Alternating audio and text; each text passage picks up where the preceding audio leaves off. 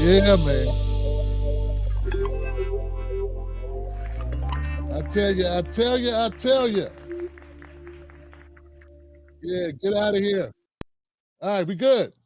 Are we good? I think we good. What's up, people? How y'all doing? Boom, boom, boom, boom, bap. Man, what's happening, people? What's going on? We are back in the building. Well, in the studio. And it's your man, Tim Black. Welcome back to the Tim Black Show. Glad you could be here. I want to say what's up to my man, Buck Bewley, and the amazing Black Mamba, and Ebony, the amazing Ebony, in the house, holding it down on the moderating.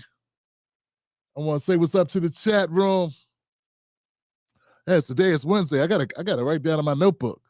Jesus Christ, Wednesday. If you got it, if you got it, if you got it, if you got it. Ebony's in the building. How you doing? How you doing? Here we go. I'm trying, sis. I said I'm trying. You know how it is. You right on time, Caesar. Thank you, Caesar, for being here. Man, I'm trying to tell you, fam. I'm going to say what's up to the Tim Black Wolfpack, the Murray Band, and Tim Black Wolfpack members, man. Keep the show going. Thank y'all for doing that. Thank you for supporting this program, this independent media right here. We're doing a business. We do this Monday, Sunday, Monday, Wednesday, and Friday.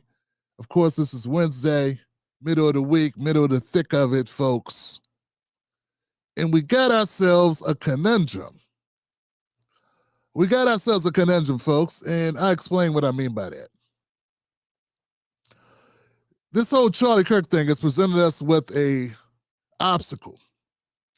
And it's a real thing, man, where you got to be flexible. You got to be willing to look at this. Like, this has never happened. And what I mean by this, it's never been 2025 when a Republican was in the office, quite like Donald Trump, when someone who has been going around campuses debating children, you know, until you're 25, your brain isn't fully formed. Scientists say until you're 25, a brain isn't fully formed. So this grown man is going on campuses with talking points and confronting essentially children, 18, 19, 20, 21 years old. And they call that a debate. And then he gets terminated, assassinated. Someone corrects me, Tim Black, well, you know, assassinations, because anybody, a planned execution is an assassination. Okay. Thank you for correcting me, fam, because it's just the language, I don't know, it just harkens back to, you know, civil rights activists and things of that nature, and presidents, political figures who are elected to office. Be that as it may, fam, we've never been in this situation, and it's going to require flexibility on us all because we're dealing with something we've never dealt with before. And every time we're up against something new, like a challenge, we have to assess it for what it is. And what I'm saying is, you're going to find people that you disagree with most of the time, but you're going to have to agree with them on some things, and you got to be willing to be bold enough and flexible to do that. You're going to have to be more committed to the truth than you are committed to your side of the aisle. You're going to have to be more committed to fighting for Black America than you are for fighting for yourself.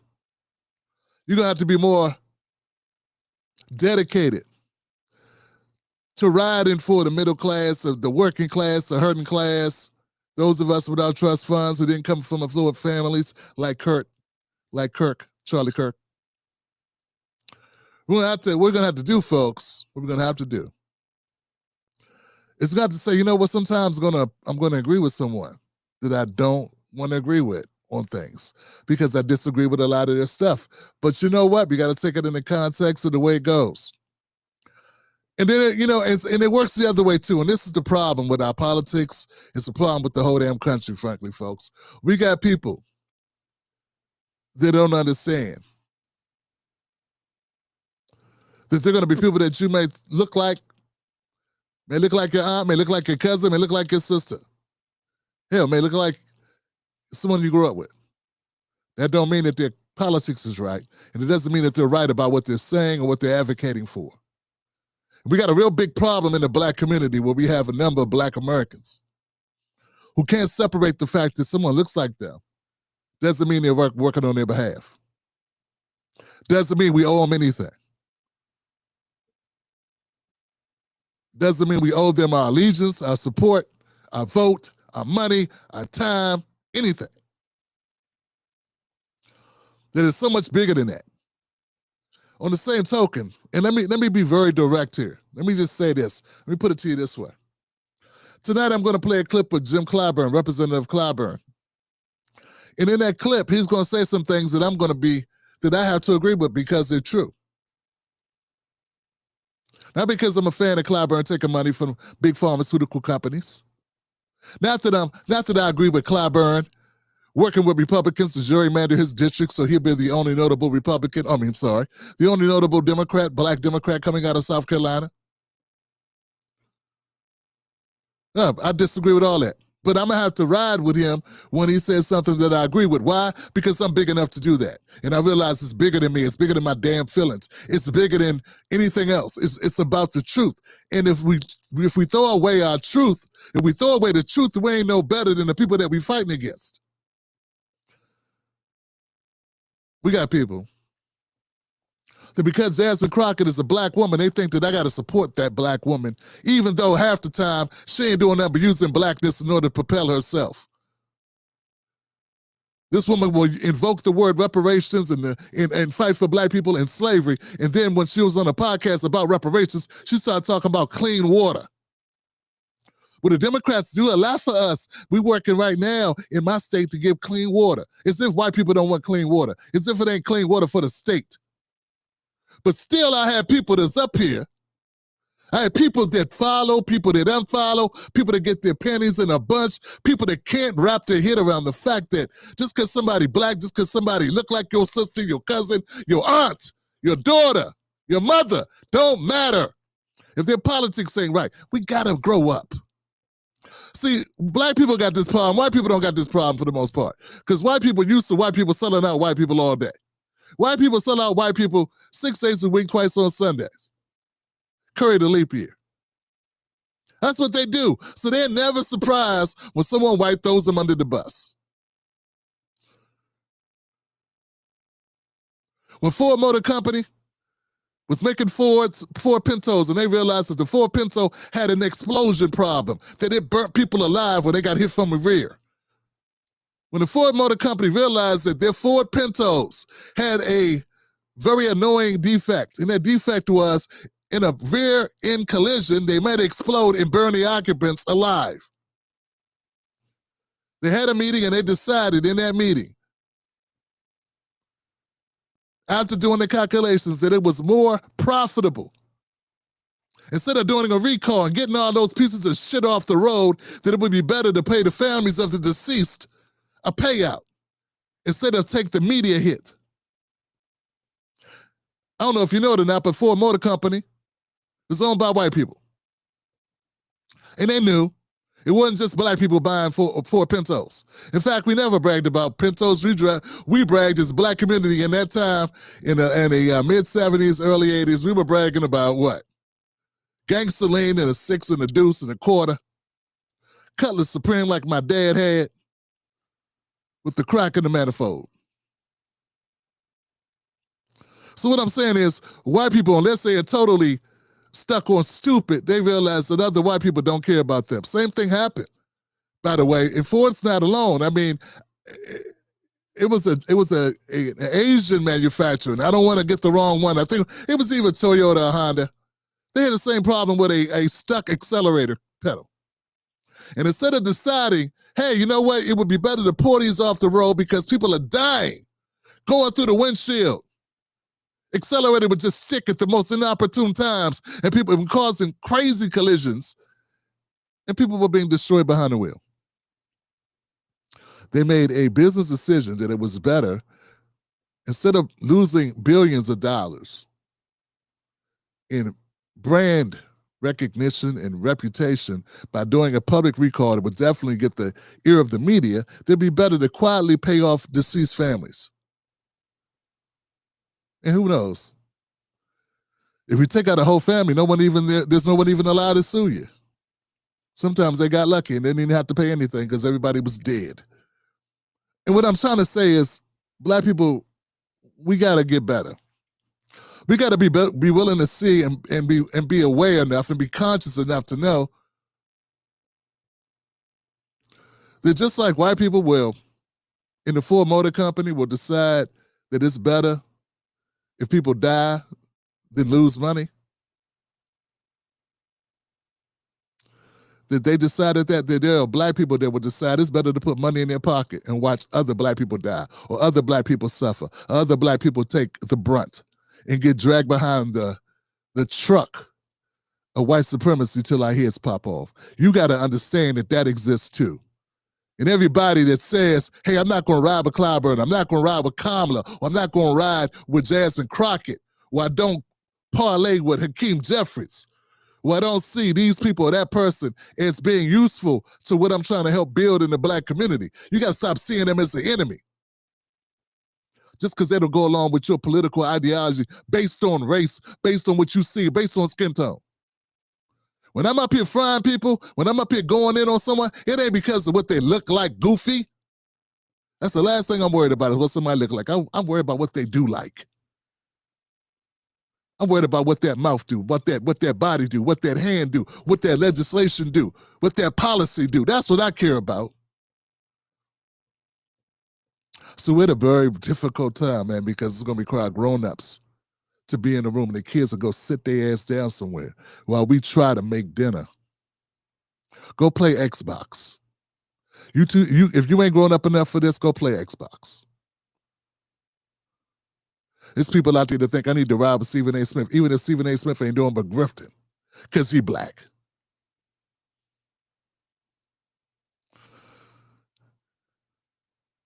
But we're caught between a rock and a hard place. Because the whole system, the whole entire media system is built on us. The whole system's built on us sacrificing our morals and ethics for money. And you don't get anything for deciding not to do that. You don't get anything for going against the grain. There will be no statues erected. Hell, you may die homeless because the system doesn't reward that. And you know what? That would be okay because no one knows. No one knows what's going to end up being the situation for them. You don't know. Okay, you know. But I would think, for me, the most disturbing part of it is the very people that you do it for. So many of them don't even respect it. They don't respect it. They like pretty lies. They prefer pretty lies over ugly truths. Now, I'm aware that happens in all communities, so they ain't just a Black community thing. MAGA, they up here right now deluding themselves into thinking Donald Trump kept his promises as president, ending wars and such, just because it's talking points. So they're delusional. They got just as much reasons to complain about Trump as I have to complain about Democrats, but they won't find them if they're stuck on stupid. But we're here, and we're not trying to be stuck on stupid. We're trying to tell the truth. We're going to continue to do our best at doing that. But as we go through this process, folks, let's do our best to be willing to seek the truth.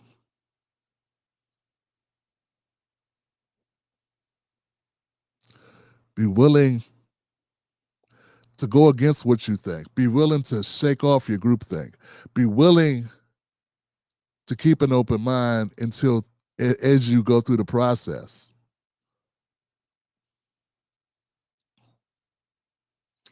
I believe the future of our community depends on it. I believe our biggest adversary is the media, because the media is what makes people form their opinions about life, about what's going on around them. And from those thoughts, or where our actions stem from. Very, very rarely do people act in a way as indifferent than the way they think. So thoughts lead to actions, which lead to outcomes, which lead to presence, which lead to future. And I think we have to look at the media. I think the media is more important than anything else. I take it very seriously. I joke sometimes. I want you to know I take this very seriously. And I'm not looking for pats on the back for it. What I'm saying is this particular segment, for instance, is one of those segments.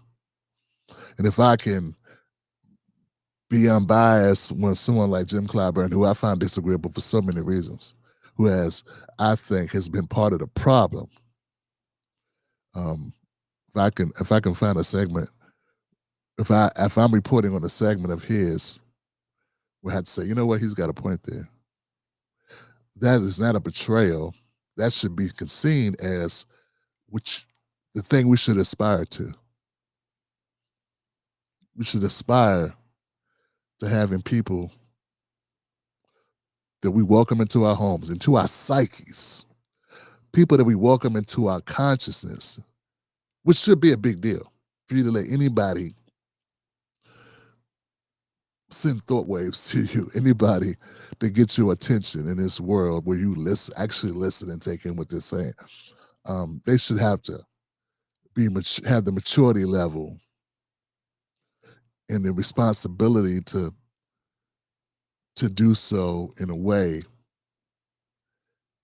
that makes sense, that is above pettiness, that is above selfishness in what they get out of it. And selling scores should be about the issue at hand. And that's what we're going to try to do. So with that, folks, welcome to the Tim Black Show. Brought to you by you. It's brought to you by you.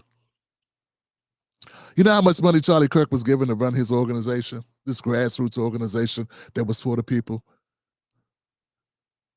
$90 million to $150 million each year. That was his budget. I don't know how many nonprofit organizations we got out there. I don't know how many we got. There's many nonprofit organizations. I wonder how many of those that are trying to rebuild the Black community have $90 to $150 million budget.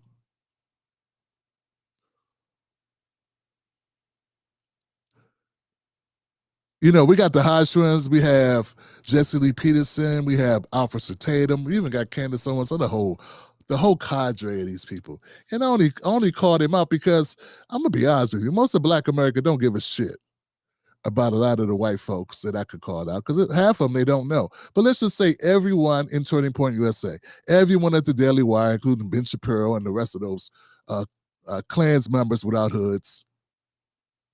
And that's really what I think of them. I mean, I think their ideology is it was basically everything in America is all feeling off hate for Black people, pretty much. I mean, I think the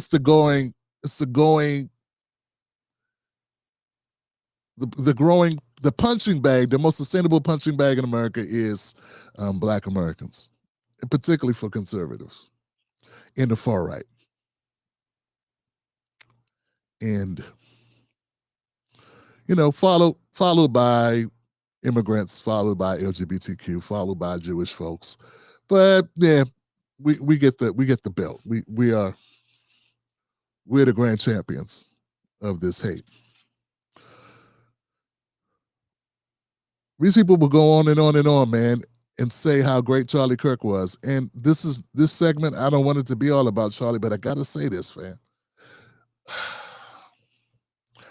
If Charlie Kirk, he was getting $90 million to $150 million from Republicans, from Republican billionaires to run his outfit. If he really gave a shit about the Black community, why wouldn't he not? Why wouldn't he sponsor Black organizations that were non-political to help Black people? I mean, I gotta hear all this nonsense from these people talking about Erica Kirk. I got to hear this nonsense about these are true Christians. You know what a true Christian would do?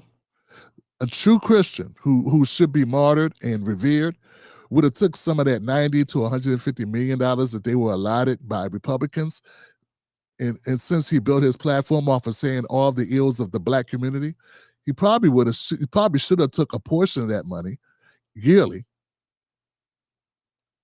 and invested it in organizations to help black men and black women and black families. Makes sense to me. I mean, if I'm going to spend my time, see, it's not just the criticism of black America that I got a problem with. It's that where's the solutions and why aren't you putting it in any context? Where's that part? So these people that want to tell us, they want to tell me, they want to tell me how great he was and this and that, and I've got it wrong and I'm missing it. And I keep getting these emails and these DMs and all this. I need to take the better picture, the larger picture. Explain to me why this glorified Christian, why didn't he allocate yearly? It's not even his money. It's not even his money. It's the organization's money. Why was he not taking that money and allocating a certain 10%, 20% of that money to help those communities that he keeps talking shit about? Why would he not do that? I'm sure you're going to come up with an excuse for me on that. Brandon Tatum, Candace Owens, all these other people. I know you're going to come up with an excuse, or you're just going to ignore I even brought it up. Because there's no real rebuttal to it. And don't tell me the time he gave this person. He helped one-off black. He did the same thing. It's the same thing the Democrats do. Brandon Tatum Charlie Kirk put a couple of black faces in mediocre places, not even high places. Gave them a little help with their little social media. Maybe provide them with transportation money, hotel stay to come out to this place or that place. Because I listened to the stories for all these people. And for that, they don't give a damn what he said about black America. They don't give a damn whatever damage he caused. They just care about what they got out of it. He was good to me. Well, that's the same thing the Democrats do when they propel a certain black face into a high place and damn the rest of the black race. That's the exact same thing they do. They all do the same thing. And just like that, we buy into it. We are those individuals that buy into it.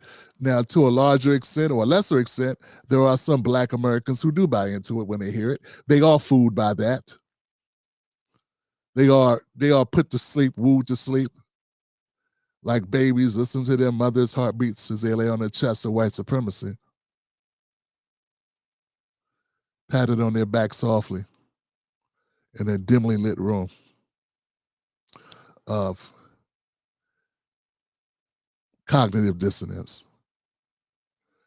Imagine trying to grapple in your mind how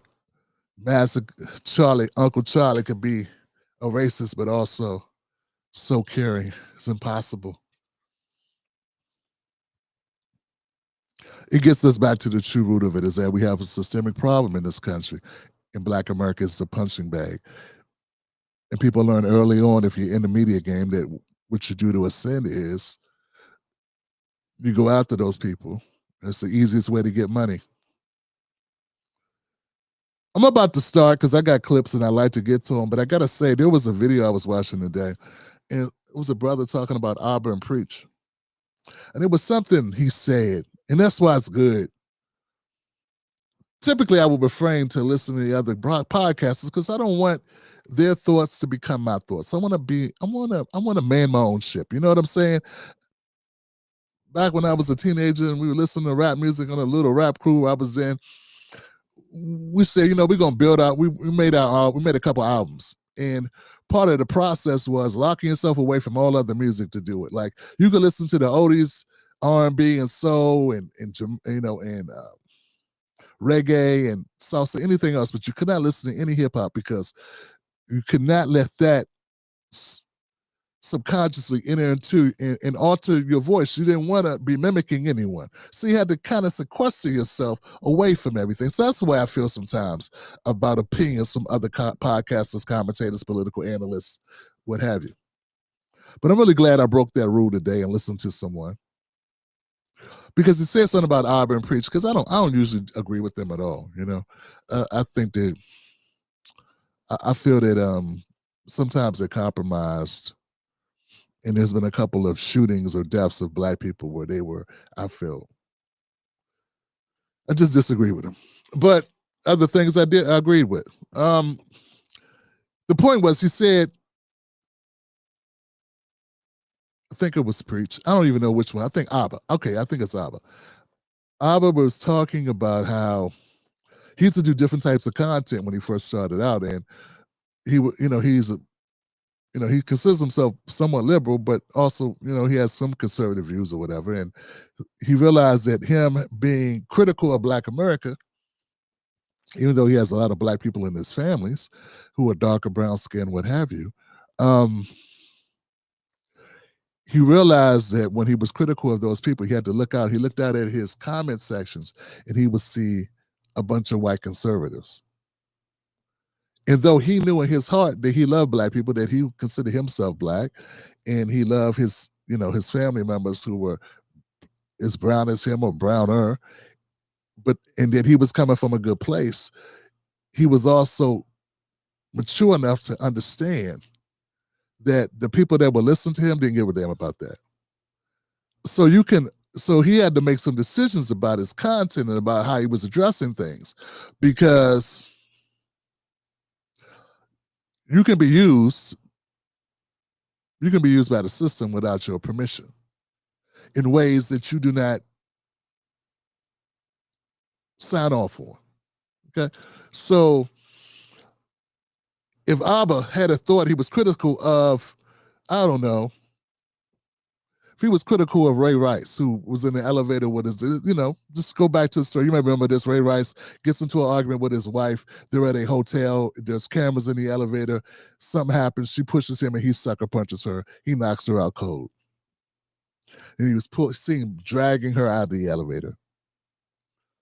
If he criticized Ray in a way about abuse and hitting her, the people in the comments, people who watched it, though he may feel like this guy deserves a criticism, there will be people who are watching it who see Ray as an animal.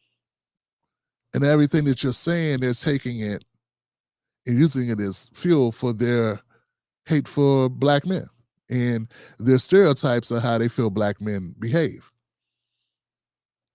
And I say all that to say, Abba had to make a decision about being very careful and very intentional, not just in what you say, because the term useful idiots comes to mind. And that's a quick summary. And you see how difficult it is? You see how much of a responsibility we have? See how much of a responsibility you have when you grab a mic.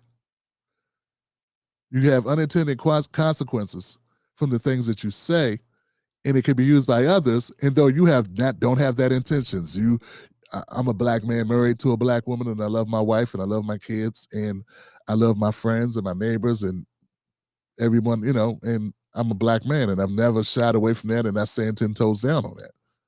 And if I criticize Black folks, unfortunately, there's always going to be an audience of people that are going to agree with me, but not from the same place of wanting Black people to succeed and having Black people's back.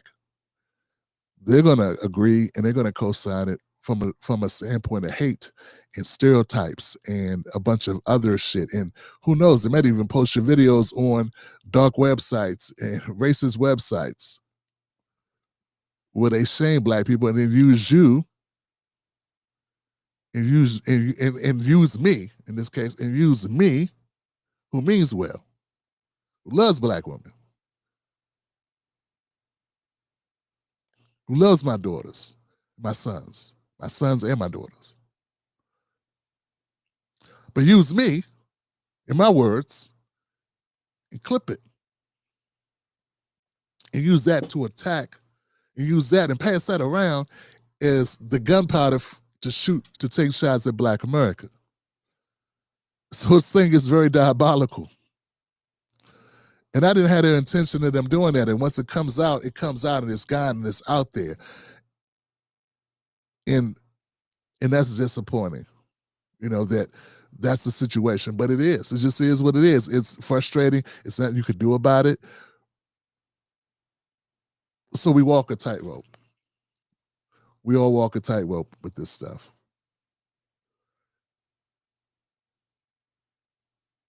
So as I'm trying to figure out, as the OG that I am, I should have this shit figured out by now, right? Every day is a different situation. Every story is never happened. Even if a story looks similar to another story, like this Charlie Kirk thing, we've had assassinations before. We've had political violence before. We just had political violence in Minnesota. Didn't get hardly any traction. No one gave a shit. There's a reason why this story is big for a lot of reasons, because they want it to be. Right? But this happened at this particular time with these certain things in place, these things happening in the focus, in the media push. So this is why we're here. Anyway, folks, I'm gonna try to get it right tonight. We're gonna try to do it. We're gonna call things out. We're gonna be serious. We're gonna be funny. We're gonna have a good time. We're gonna be real. We're gonna hurt some feelings. We're gonna learn some lessons. We're gonna do it all right here on the Tim Black Show. Thank you for being here. Let's I don't want to go on any further with that. Those that know, and those that don't know, maybe you'll find out at some point. I hope you do.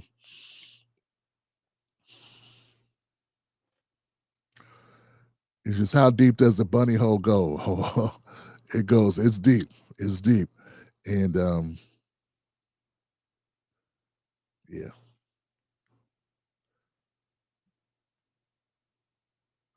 I'll just add one thing about Auburn Preach, just because I think some people here might know who they are.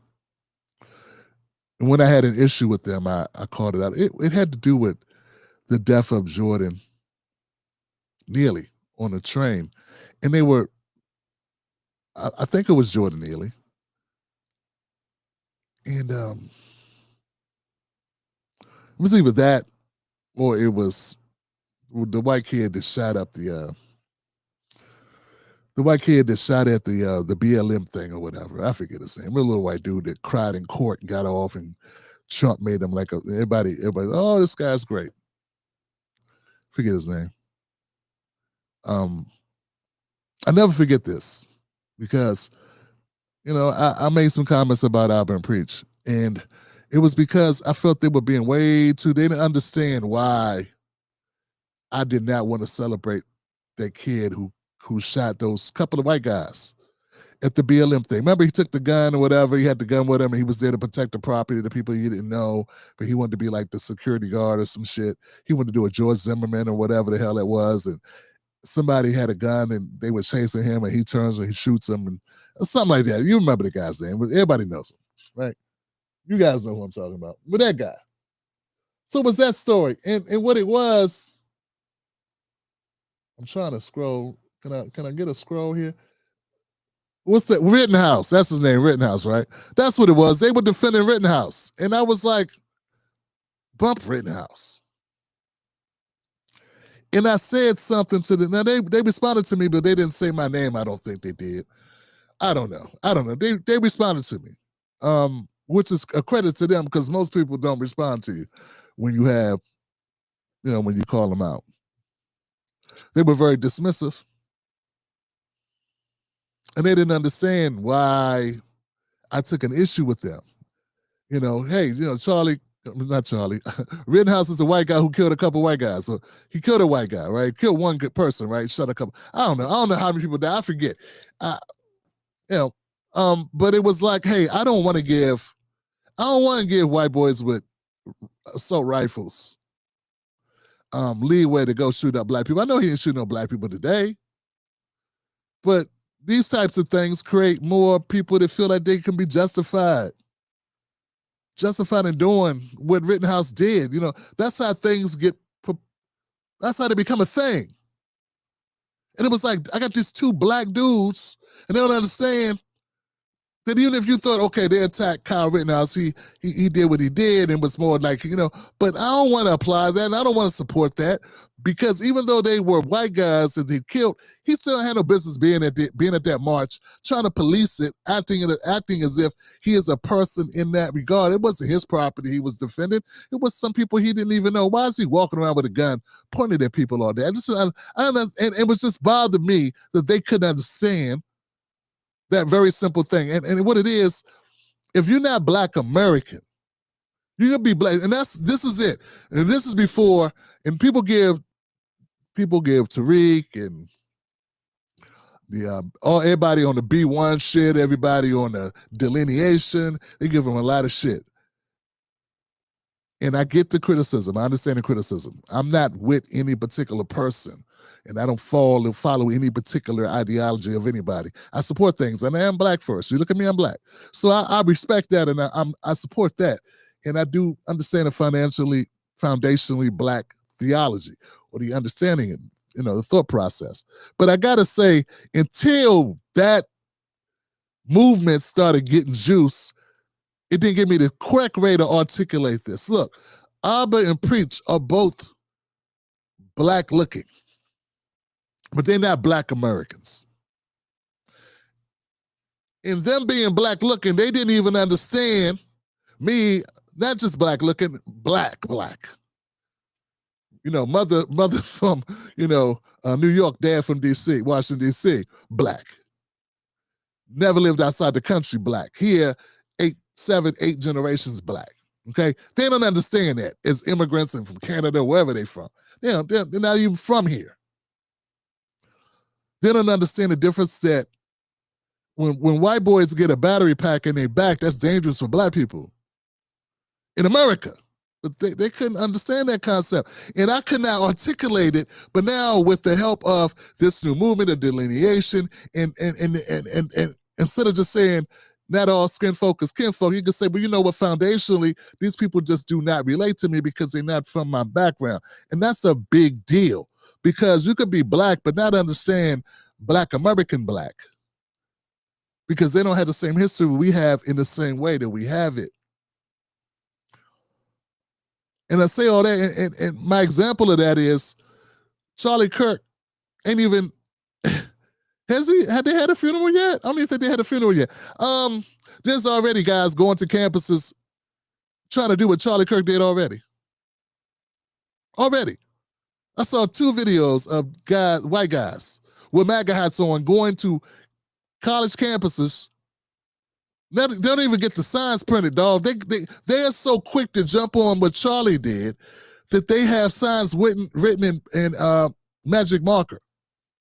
They didn't even take time to print out the signs. They're so quick to try to jump on the brigade.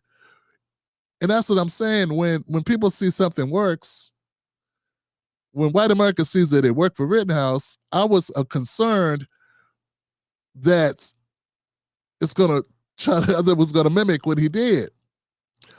And I don't want Kyle Rittenhouse copycats showing up at Black events, trying to police those events, and then having an excuse, or using that as an excuse or taunting or whatever that leads to violence. And I don't want that. So they could not understand that.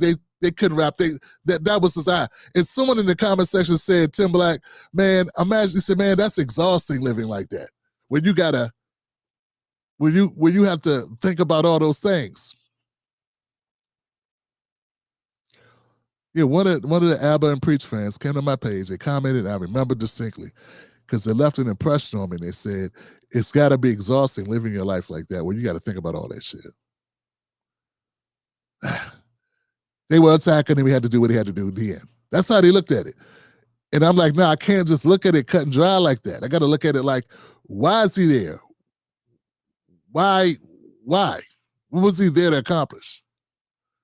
And what does this mean for society? So anyway, I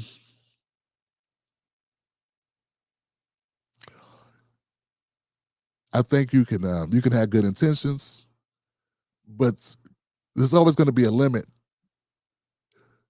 You're going to be limited by your exposure. You're going to be limited by your experiences. no matter how good your intentions are. I could be intention to I could have intention to go out tomorrow and jog 5 miles, but I'm limited by my physical capability that I could probably do a mile just because of wind and,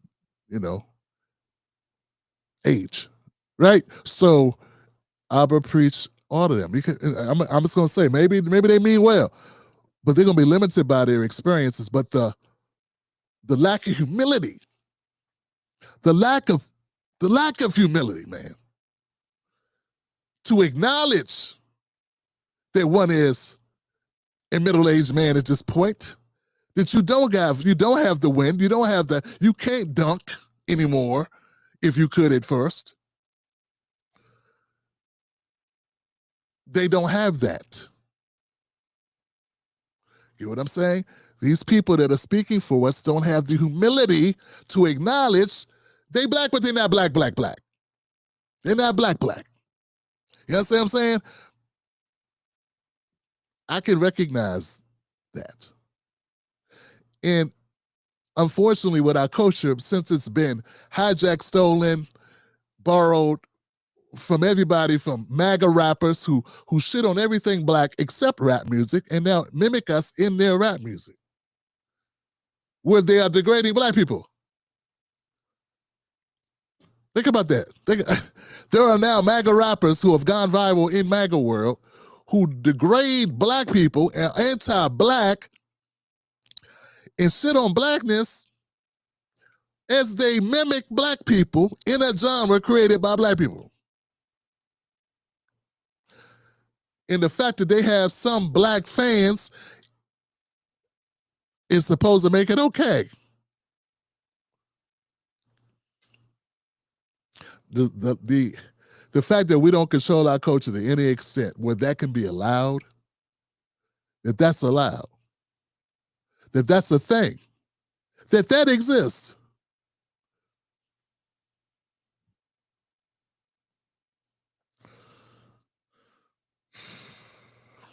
Anyway, guys, I could do this all night, and I know that I don't think this is what y'all came here for tonight.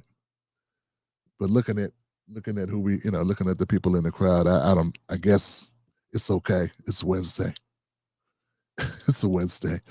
People, let's stay rooted. Let's get rooted into a clip or two so I can make content. I got to make content for tomorrow's algorithm. Or should I say my audience? Because forget the algorithm. It's really my audience, right? I tried to find content tonight that the cover that's going to actually be of interest. Because just because it's political, just because it's in the news, doesn't mean y'all even give a damn about it. So that's the hard part. You know what I'm saying? It's finding content that I think we care about, or at least can be entertained and informed somewhat. So let's start off with that.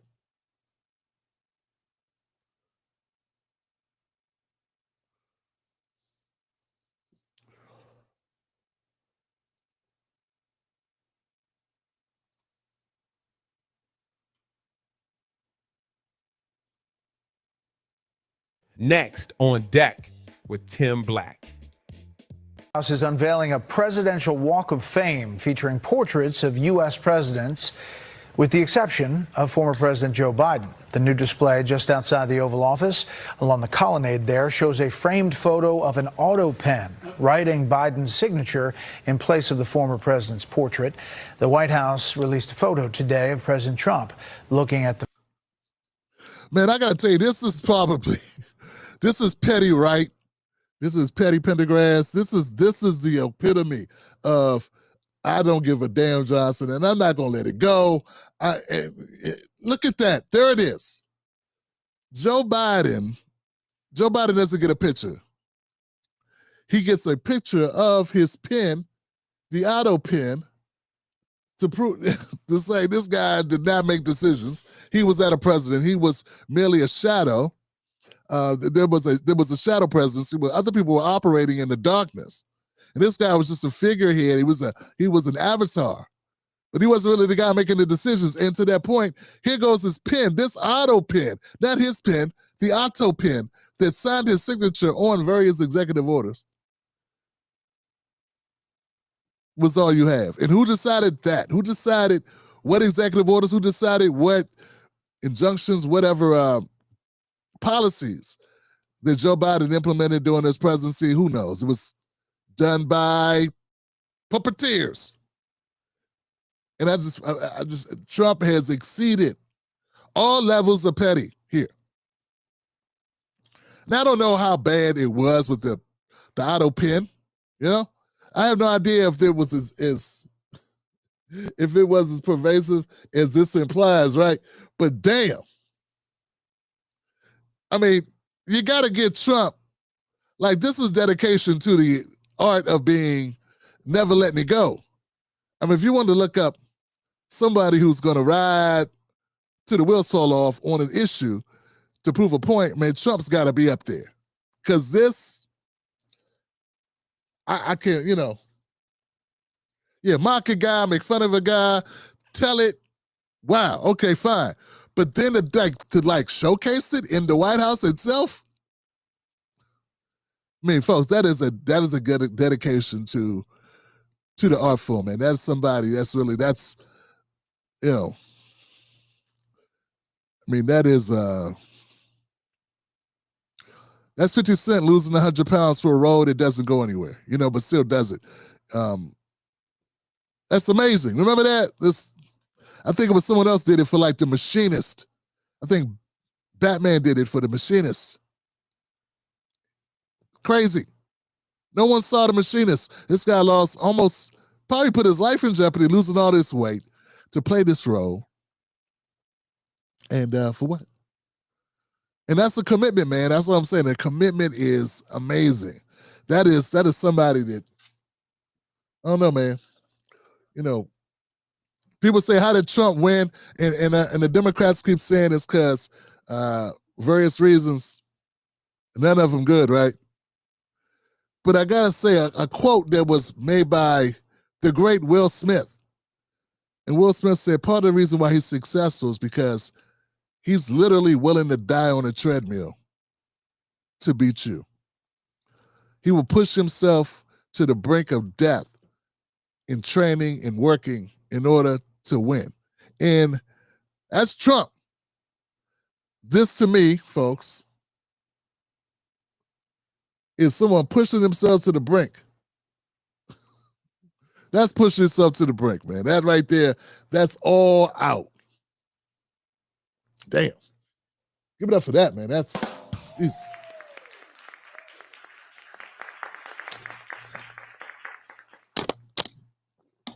Yeah, you know, Gavin Newsom says harsh things about Trump, but he didn't do anything harsh. You know, Biden said harsh things, but what did he do? Well, he did try to get him locked up for the rest of his life. So I guess that is doing something. Yeah, I forgot about that.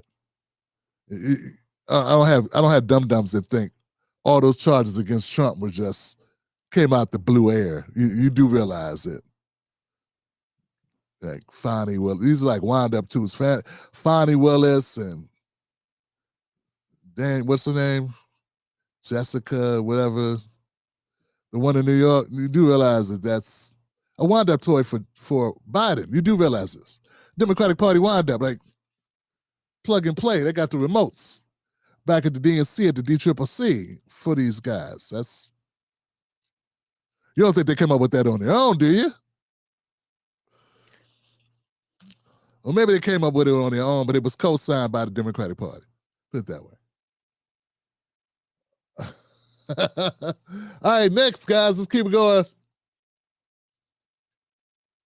Damn. Next on deck with Tim Black. Next on deck with Tim Black. That raises a larger question. I mean, we have, and I include myself, we have got to stop demonizing each other. Exactly. Yeah. Now, I think most of that right now in our country's history is coming, from the right, coming from people who want to dominate. They want their point of view. Writing out slavery from history, that doesn't make it go away. Yeah, man, I'm going to go out on a limb here and say that Sometimes when you go away, it's best to stay gone. To take a quote from a movie I loved back in the early 2000s, I think it was, Pet Sematary, when Herman Monster, when he was telling the dude about the pet cemetery where you bury things and they come back, and the father had lost his son. Remember Gage? That was so horrible, man. That was gut-wrenching. Remember Gage? The tractor trailer hit Gage, and Dad is like, gotta find a way to bring my son back. And he was talking to Herman Monster, and Herman Monster looked at him and said, sometimes dead is better. Oh, I'm sorry. Sometimes dead is better. When I look at Hillary Clinton, I see her coming out again. I remember when she went out into the woods, she walked off into the woods after losing 2016. I thought that was the last time I'd see Hillary. She had a bottle of an expensive Chablis in her hand. She was walking into the woods, and I was thinking, that's it. Go out, go out. You know what I'm saying? You've been a senator. You've been a nominee from your party. And it just didn't work, you know?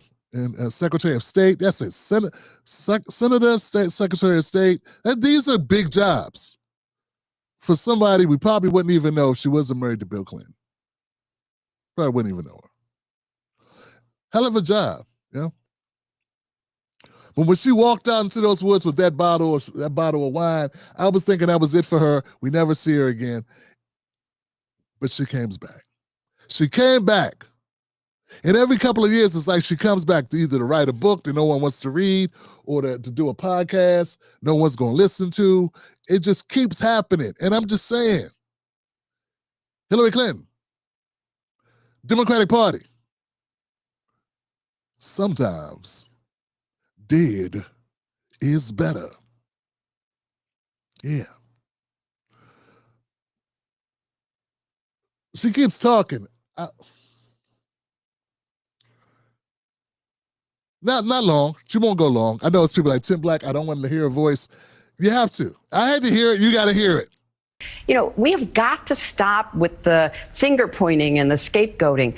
We can have legitimate disagreement. You know, I could just walk off right now. Yeah, man, if I was on the panel, like, I probably want to walk off. I can't because I'm the only one here, man. You know, I want to walk off for effect. I mean, Hillary Clinton, we need to turn down the temperature. She's called Trump every name imaginable. Anything. You know, the end of civilization. You know, everything she could call Trump, she's been calling Trump, and it didn't work. It's another one that had twice the budget of Donald Trump and couldn't beat him. Twice the budget. She couldn't even beat Obama. So, and he was like unknown senator from Illinois at the time. Nobody knew who he was. He was a freshman senator. No one knew this guy. And he beat Hillary. In her own party. In a party some would say she built, her and her husband built. But still, somehow that was not an indication. Somehow, her being a white woman was enough to make it seem like she was inevitable to win. Though she could not beat Obama. And don't give me that Obama was well-spoken and all this shit. No, like, yeah, he was black still. He still looks black, and no one knew him. He didn't have a track record to run on. And the problem was Hillary had horrible things to run on. She had nothing good to run on. What has she actually done except say annoying things? And he didn't have any of the negatives like she did, like the super predator thing. But my thing is, when she did end up losing, people forgot that she lost to Obama in her own party. So it's like a running thing where you see that these people are going to be delusional. And as long as the media sells it, people buy it. No one ever, I mean, I listen to a lot of commentary about Hillary, and I'm just going over this now with y'all just for shits and giggles, man. But I do not recall anybody saying what I'm saying right now. And it's so obvious. If all the greatest minds in media could not come up with a commentary that would correctly lay that out for you and say, hey, she got beat by Obama. She shouldn't have got beat by Obama. If she was amazing, she should have beat Obama. She was well known. She was a first lady and a senator. How the hell could you not beat that guy? The guy with 2 years experience as assistant manager of a Zayers. How could you lose to that guy? And losing to that guy, that say something. This is something about her, but they didn't even take it that way. So, and this is how we end up with Trump. Because you say Trump is so dangerous, but still you run this person. You know, if you're watching the movie and if you got a group of people that want to go out and fight the monster outside, you want your best person to go fight the monster. Or you don't respect the power of the monster.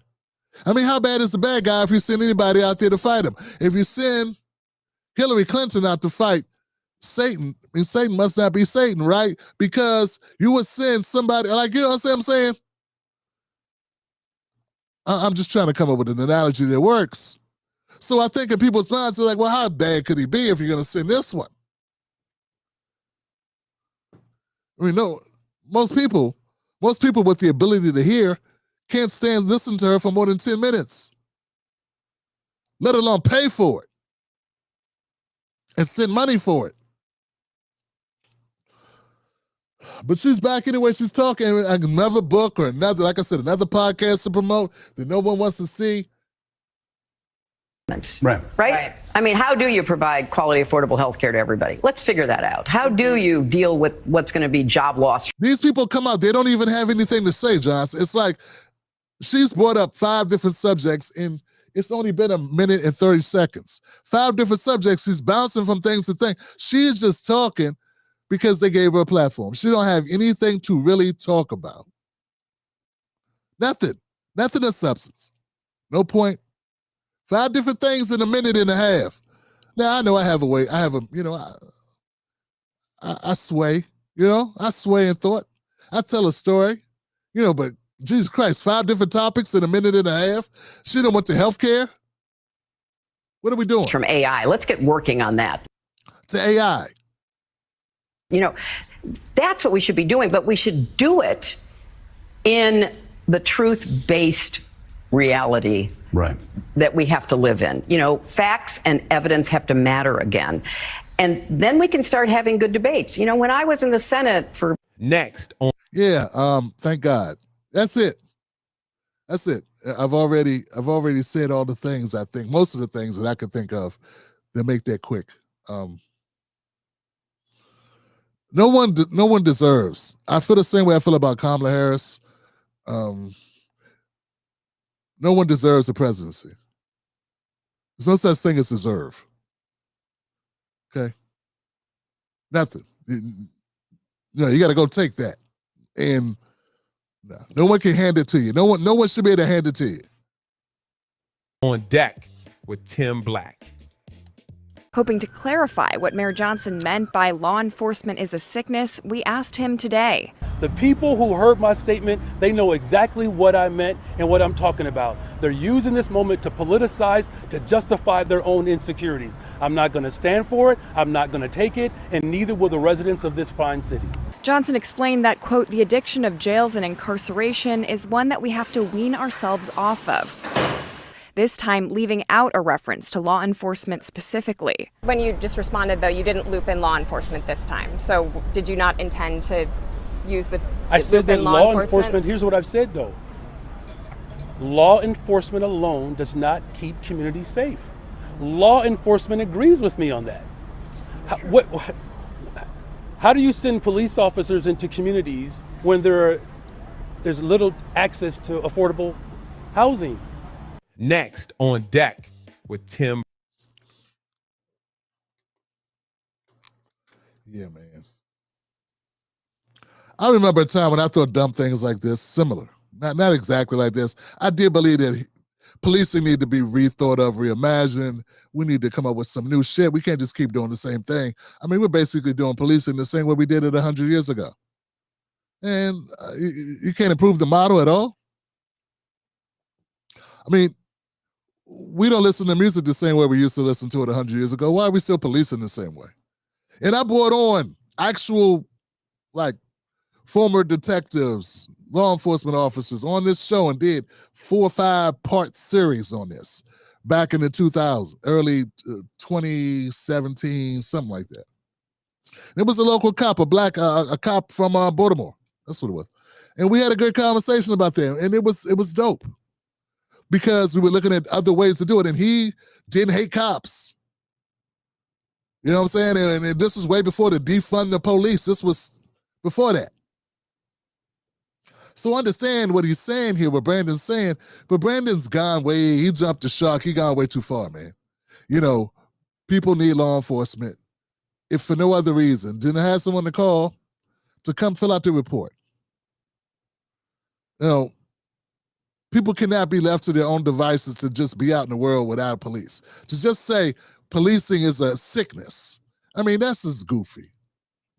Law enforcement in jail, you know, we got a lot of things we need to fix, but as a mayor, you can't just say that because grandma needs someone to call and they ain't calling Brandon.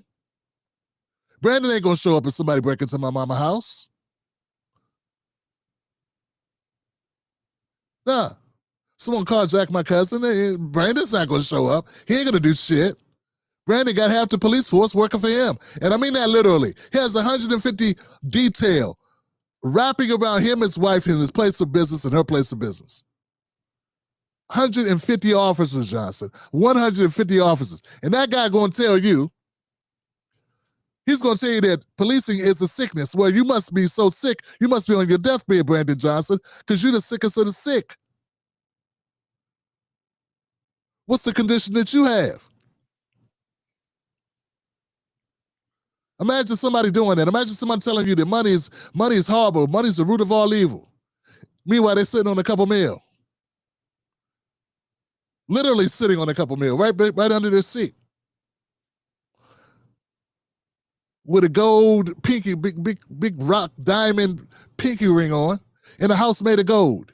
Telling you, with servants, a masseuse, or somebody feeding them grapes for some strange reason. While they talk to you and say this on their podcast. Money's the root of all evil. Yeah, baby. Oh, yeah. Money is the root of all evil. Twerk it for me, baby. Just go ahead and twerk it for me. Oh. Make it rain, baby. Make it rain. Yeah, money's bad. Y'all don't need no money. Money don't make you happy. We would call that person the biggest hypocrite. We want to throw a pie in their face, hypocrite. We want to burn down their castle, hypocrite. Well, that's how I feel when I hear somebody like Brandon Johnson. But see, I got some black people, which ticks me off, man, that we had this problem. We got some black Americans that will see Brandon, and just because he's black, just because he's a black man, they'll say I'm wrong to even say anything about it. Because somewhere in America, there's a white mayor who's doing white people bad. Won't you go talk about the white guy that's doing the white people bad? Well, first of all, my audience don't give a shit about that guy unless he did something to black people. You know, I can't do everybody's news for him. You know, there's other news channels. But I'm talking, are you saying I don't have a right to talk about this guy right here? This guy who has 150 police officers wrapping around him and his wife, protecting him and his family and his property from the same, from crime? He done had that opinion that cops don't do shit, that they don't prevent crime when they're around his ass.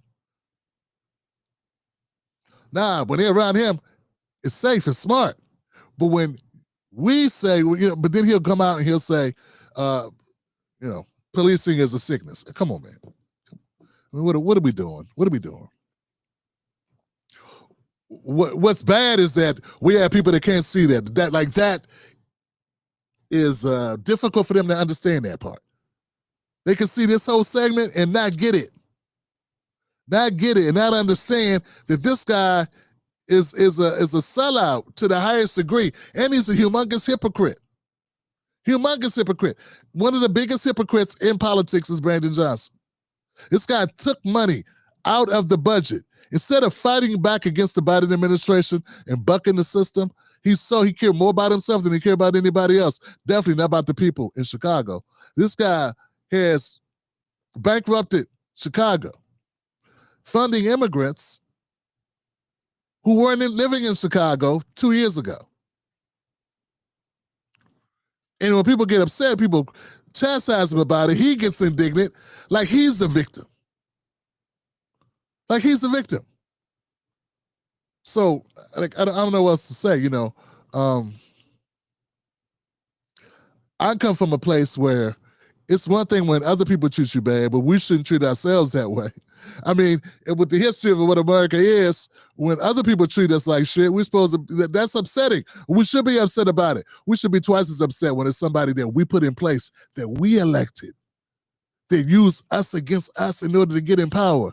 And then they do the same things, if not worse. And then use language like, how I look like as a black man, stopping migrants from coming here. What I look like, not helping my brown brother.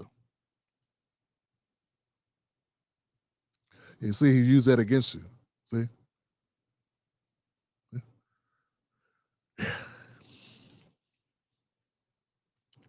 Anyway, it is what it is. I just think we got to wake up all the way up. I mean, sometimes you think you're awake when you're not. You never had those situations. You be sound asleep, and you would have such a great dream, and you wake up in your dream, but you're not awake. That was you waking up in the dream. You're in another dream now.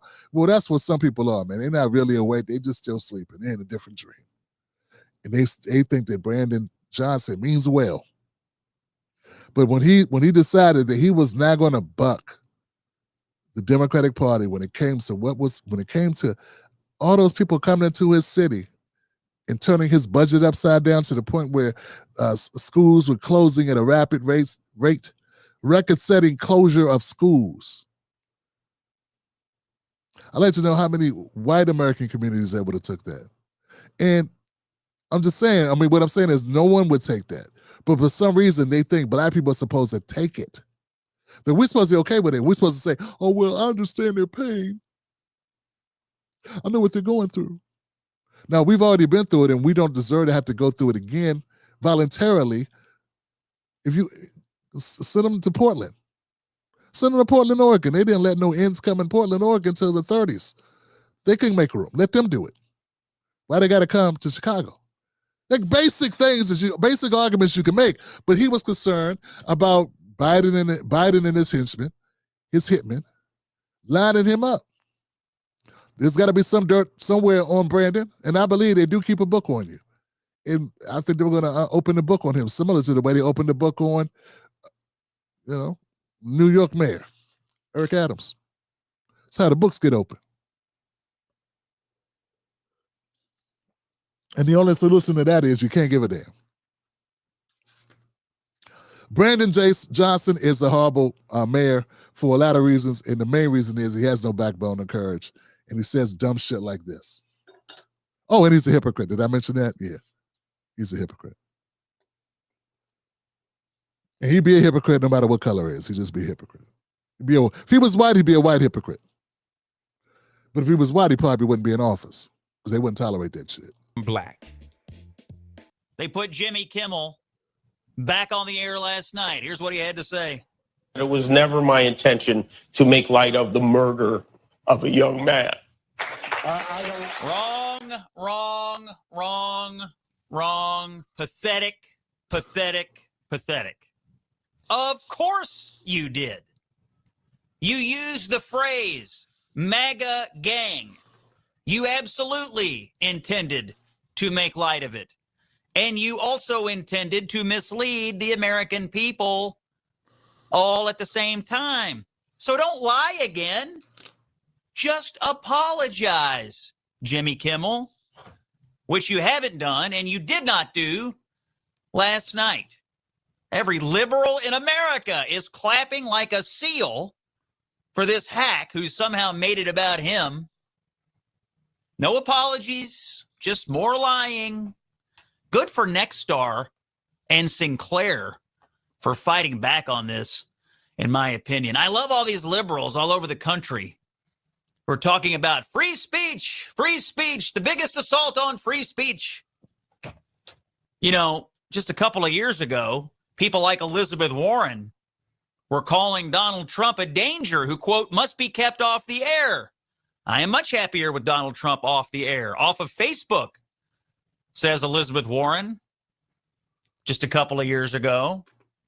Oh, we're so worried about free speech back in those days, but take your favorite hack political commentator, comedian off the air, and all of a sudden we're in a constitutional crisis. Absolutely ridiculous from Jimmy Kimmel last night. We'll see what happens to him at the end of the year.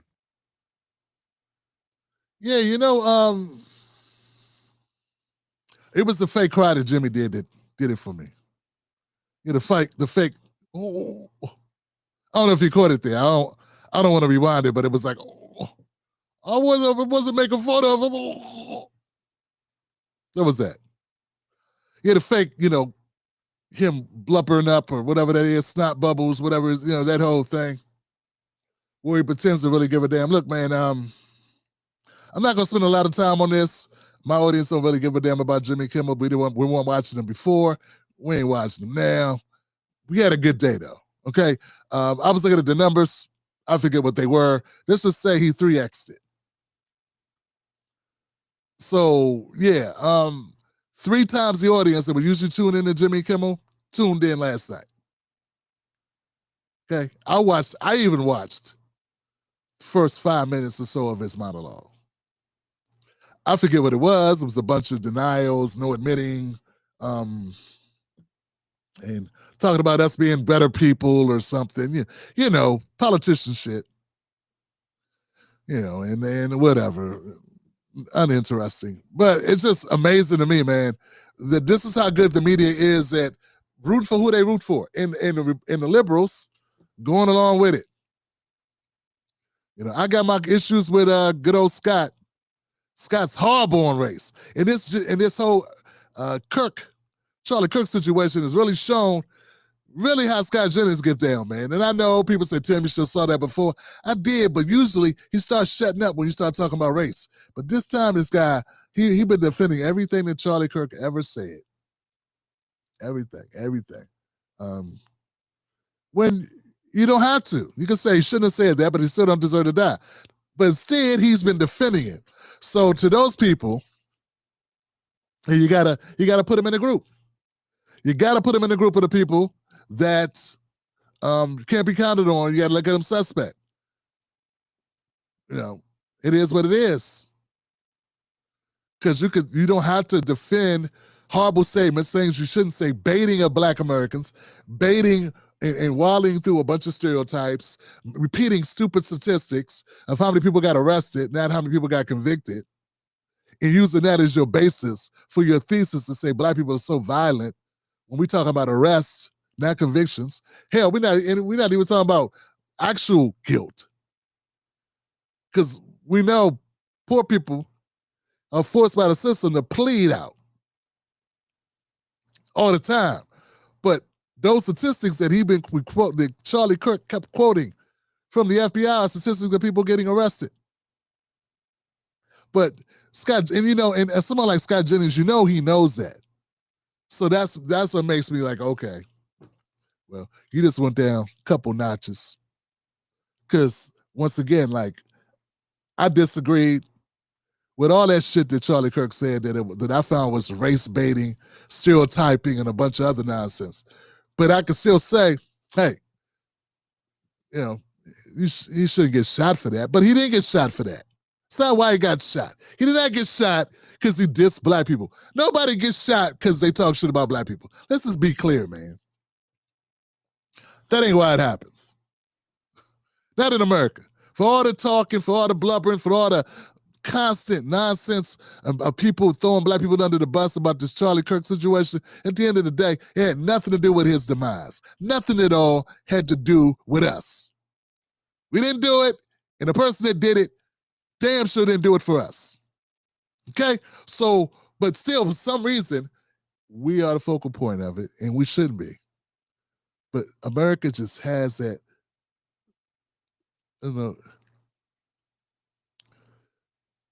what's the word for it? It's like pulling to the left or pulling to the right. It's like an injury, right? When you got an injury and it makes you favor a knee, you got a bad knee, you know what I'm saying? That's America, racist Racism against Black Americans is the nagging injury that America has, and it ain't gonna get over it anytime soon.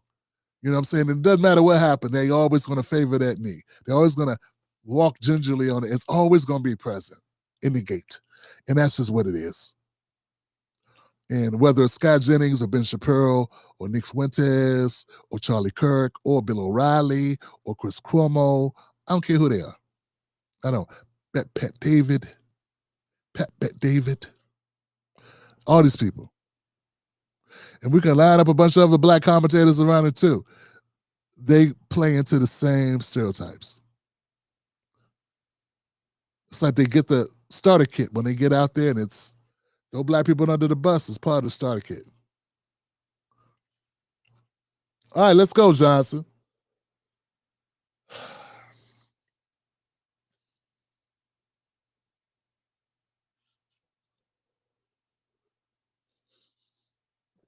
Common sense. Next on deck with Tim Black. Folks want me to apologize, want me to correct myself. You can go to hell. I'm not doing that. I'm not going to sit up there, neither celebrate somebody's murder or gloss over what happened to them in the moment. Now that a memorial service is taking place. Gloss over what happened to them in the moment. Now that the memorial service is taking place. You mean now that the wind is blown over, and now you can speak a little bit more freer? Now that it's less, now that they won't cost you as much? Let's see what you're gonna say. That's really what it means.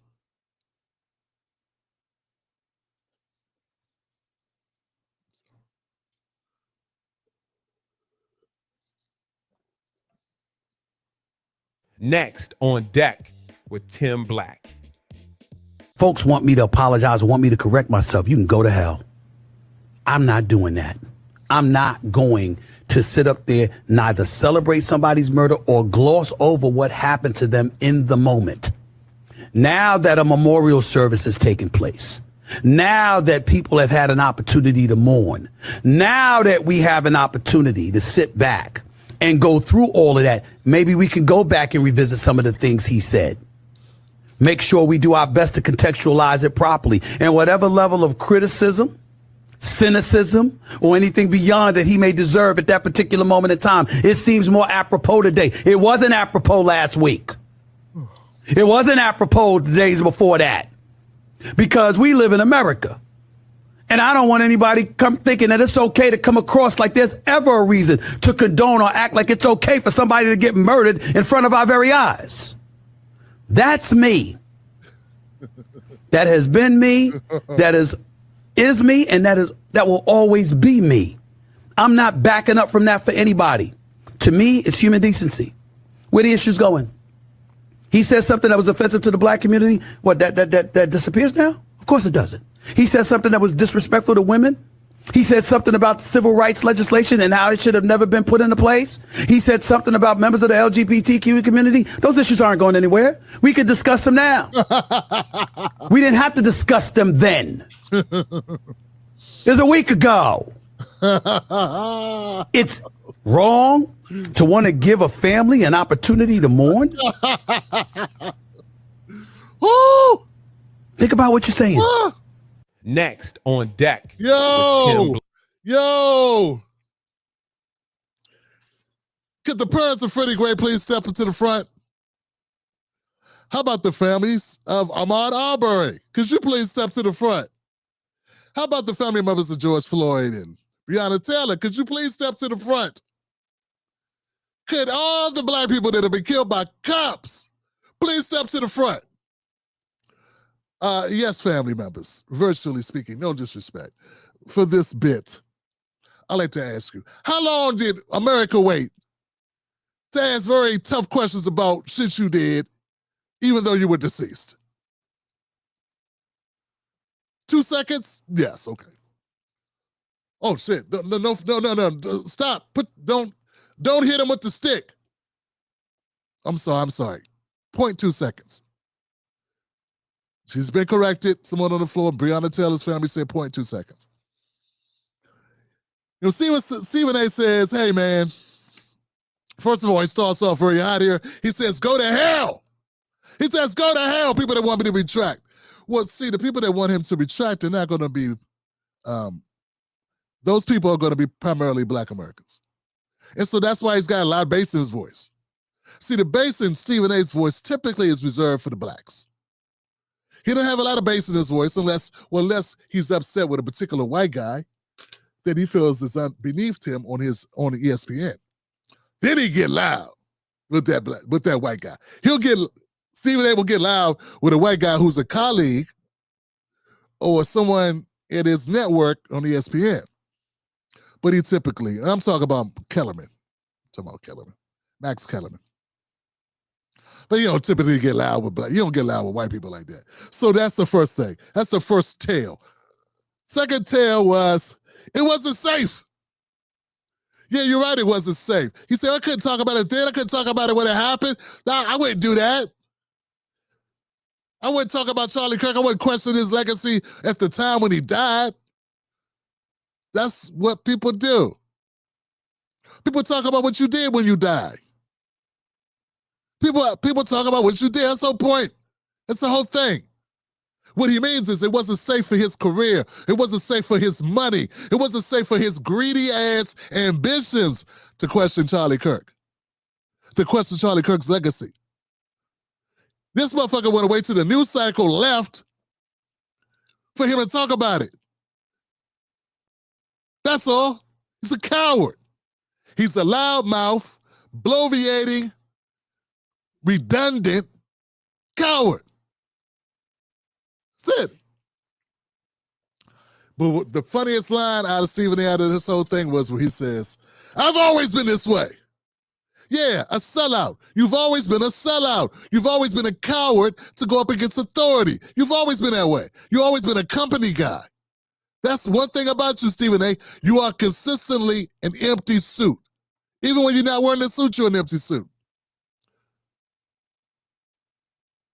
You'd be an empty suit in a sweatsuit. You'd be an empty suit naked. You are an empty suit, Stephen A. Those who can't see it, they need an optometrist. I've always been this way. That's me. I always try to assume like you're some guy on this moral high ground. You're not a guy on the moral high ground. You're a coward who wants to brag about how much money you make. All money ain't good money, Stephen A. And all people making money aren't good people. You are proof of that. My team has been trying to get an audience with this guy. We keep getting turned down. I wonder why. Because Stephen A. ain't used to being challenged on his bullshit. Stephen A. doesn't challenge people on their shit when it's advantageous to him. And this is football players or basketball, black football or black basketball players, black athletes. Those people he'll challenge. He won't challenge people in the corporate media space. He won't challenge white politicians. He won't challenge authority. He challenged us with no authority. Yeah, he took the Roland Martin School of Challenging People course. And that's to go after the most vulnerable and under the pretense that you are fighting for them. Only thing I'm waiting for him to say next is, get my iPad, get my iPad, get my iPad. Hold up, not that. Don't play that. They didn't see that, did they? Man, Stephen A. Smith, hey man, it's tough. At some point you got to decide if it's money or if it's your integrity. And I realize you've already made that decision for yourself. You've already decided it's money for you.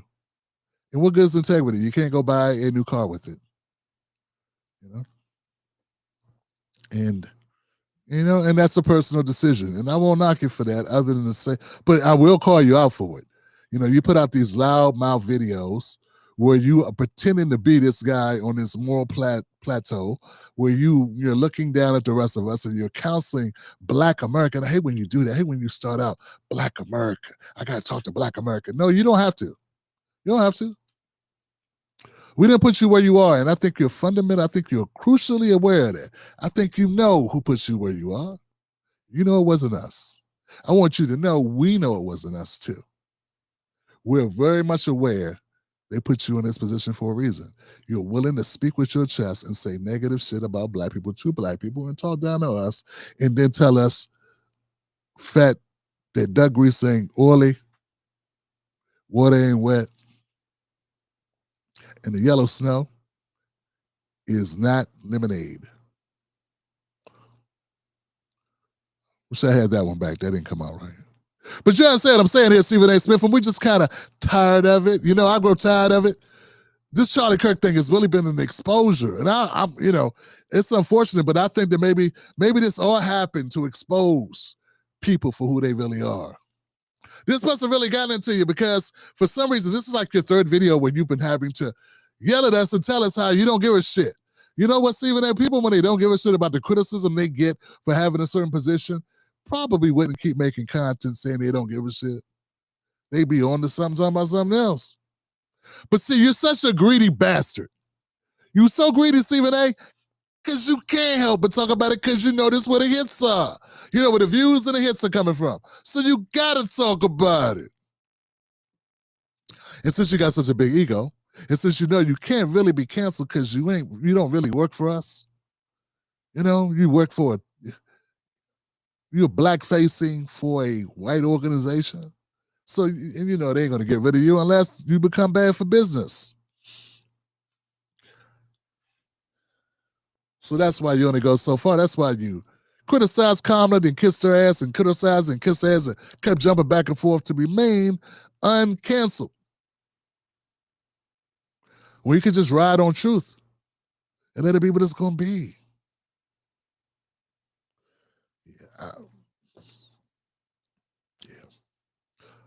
You know, if there's a rainbow after the storm, that rainbow would be the fact that we're more clearly now can see the culprits, the snakes, and the sellouts. And it's not that we needed it, because I think for most people that have been really paying attention, they see it, but there'll always be those people who weren't really paying attention, who didn't see it. Now we can talk about it. Now we can talk about the LGBTQ. Now we can talk about what he said about black people. Now we can talk about what he said about Ketanji Brown. Now we can talk. Now we can talk. Yeah. You know, this right here works whenever we want it to work. We are able, I don't know if you noticed or not, us black people, we've been able to talk this whole time. All of us, white people, black people, Latino, Asian, Native American, all peoples, all of us have been able to talk. We don't have to wait for permission slips. See, that's what independent is supposed to mean. God talking about no mercy. Talk about straight shooter. How you gonna call yourself straight shooter and shoot everything except straight? Your gun sideways in the mug. Straight shooter. Straight sellout. Straight manipulator, straight gaslighter, straight straw man, straight red herring. That's you. Yeah, man. Let's keep going, man. Stephen A., that's a guy, he's a gift that keeps on giving. Where are we at here, Johnson? Where are we at? Black. Melissa Hortman, the Speaker of the Minnesota Legislature, was shot. There was a commemorative resolution in the Congress, and every Republican voted for it. Right. When Charlie Kirk was assassinated for his political beliefs, there were 58 Democrats who would not vote for a resolution to honor him. So and I was one of them. Why do you think it was? I don't mind honoring anybody's life. I've got a problem with their legacy. And I know what the legacy of Kirk was. When I turn on my TV and I see someone telling me what an awful person Martin Luther King Jr. was. When I see somebody telling me, if I get on an airplane and there's a black pilot, I begin to wonder, is he qualified? What does that mean? That's Those are the words that came out of his mouth. That's not what he said. And That is exactly what he said. I got the exact quote. It's not in context at all what he was talking about. It was a conversation Look, about affirmative action. You know that, Congressman. This has been well litigated and well debated. Everything about black people is about affirmative action. And so what's wrong with affirmative action? No. Look, you're telling me that when I came out of college and couldn't get a job, that was because I was not qualified? That's not what I'm saying. But what are you saying? What I'm saying is Charlie Kirk was very clear. If these companies openly say that they have to somehow fill a quota of people, whether it be a race or gender, not based on merit, but based on their race or gender, the obvious should be clear to everyone, which is that person then qualified? So that's an obvious question. Because of the bar that the corporation itself set up by saying publicly, we're going to do this type of DEI hiring, then you have to wonder, is it because of their race or their gender? Can I just that's not what it is. Hold on a second. That's not what it is. Hogan, why would you have to wonder? Yeah, I mean, why would you have to wonder that? The only reason you would wonder that is if you're inclined to believe that nobody can be qualified if they are black and brown going into those roles. And also, but here's one other thing that I think is just a factual dispute with what you're describing. You're suggesting that the standards are lower for people of color filling these roles when there is absolutely the exact opposite. No evidence. The exact opposite. No, but that's what you said. No, it isn't. Hold on, Hogan. You said that they are only getting these jobs because of their race or gender. That's not what I said. And not because they are qualified. Not so what are I they said. qualified or not? That's not what I said. Are they qualified or not? What I said was is a pilot sitting in a hold on, Hogan, is a pilot sitting on an airplane, flying a plane, whether he's black or white or a woman or gay or lesbian, if they are sitting in that seat and they meet the FAA requirements for being in that seat, are they qualified? If they are qualified, I sure hope so.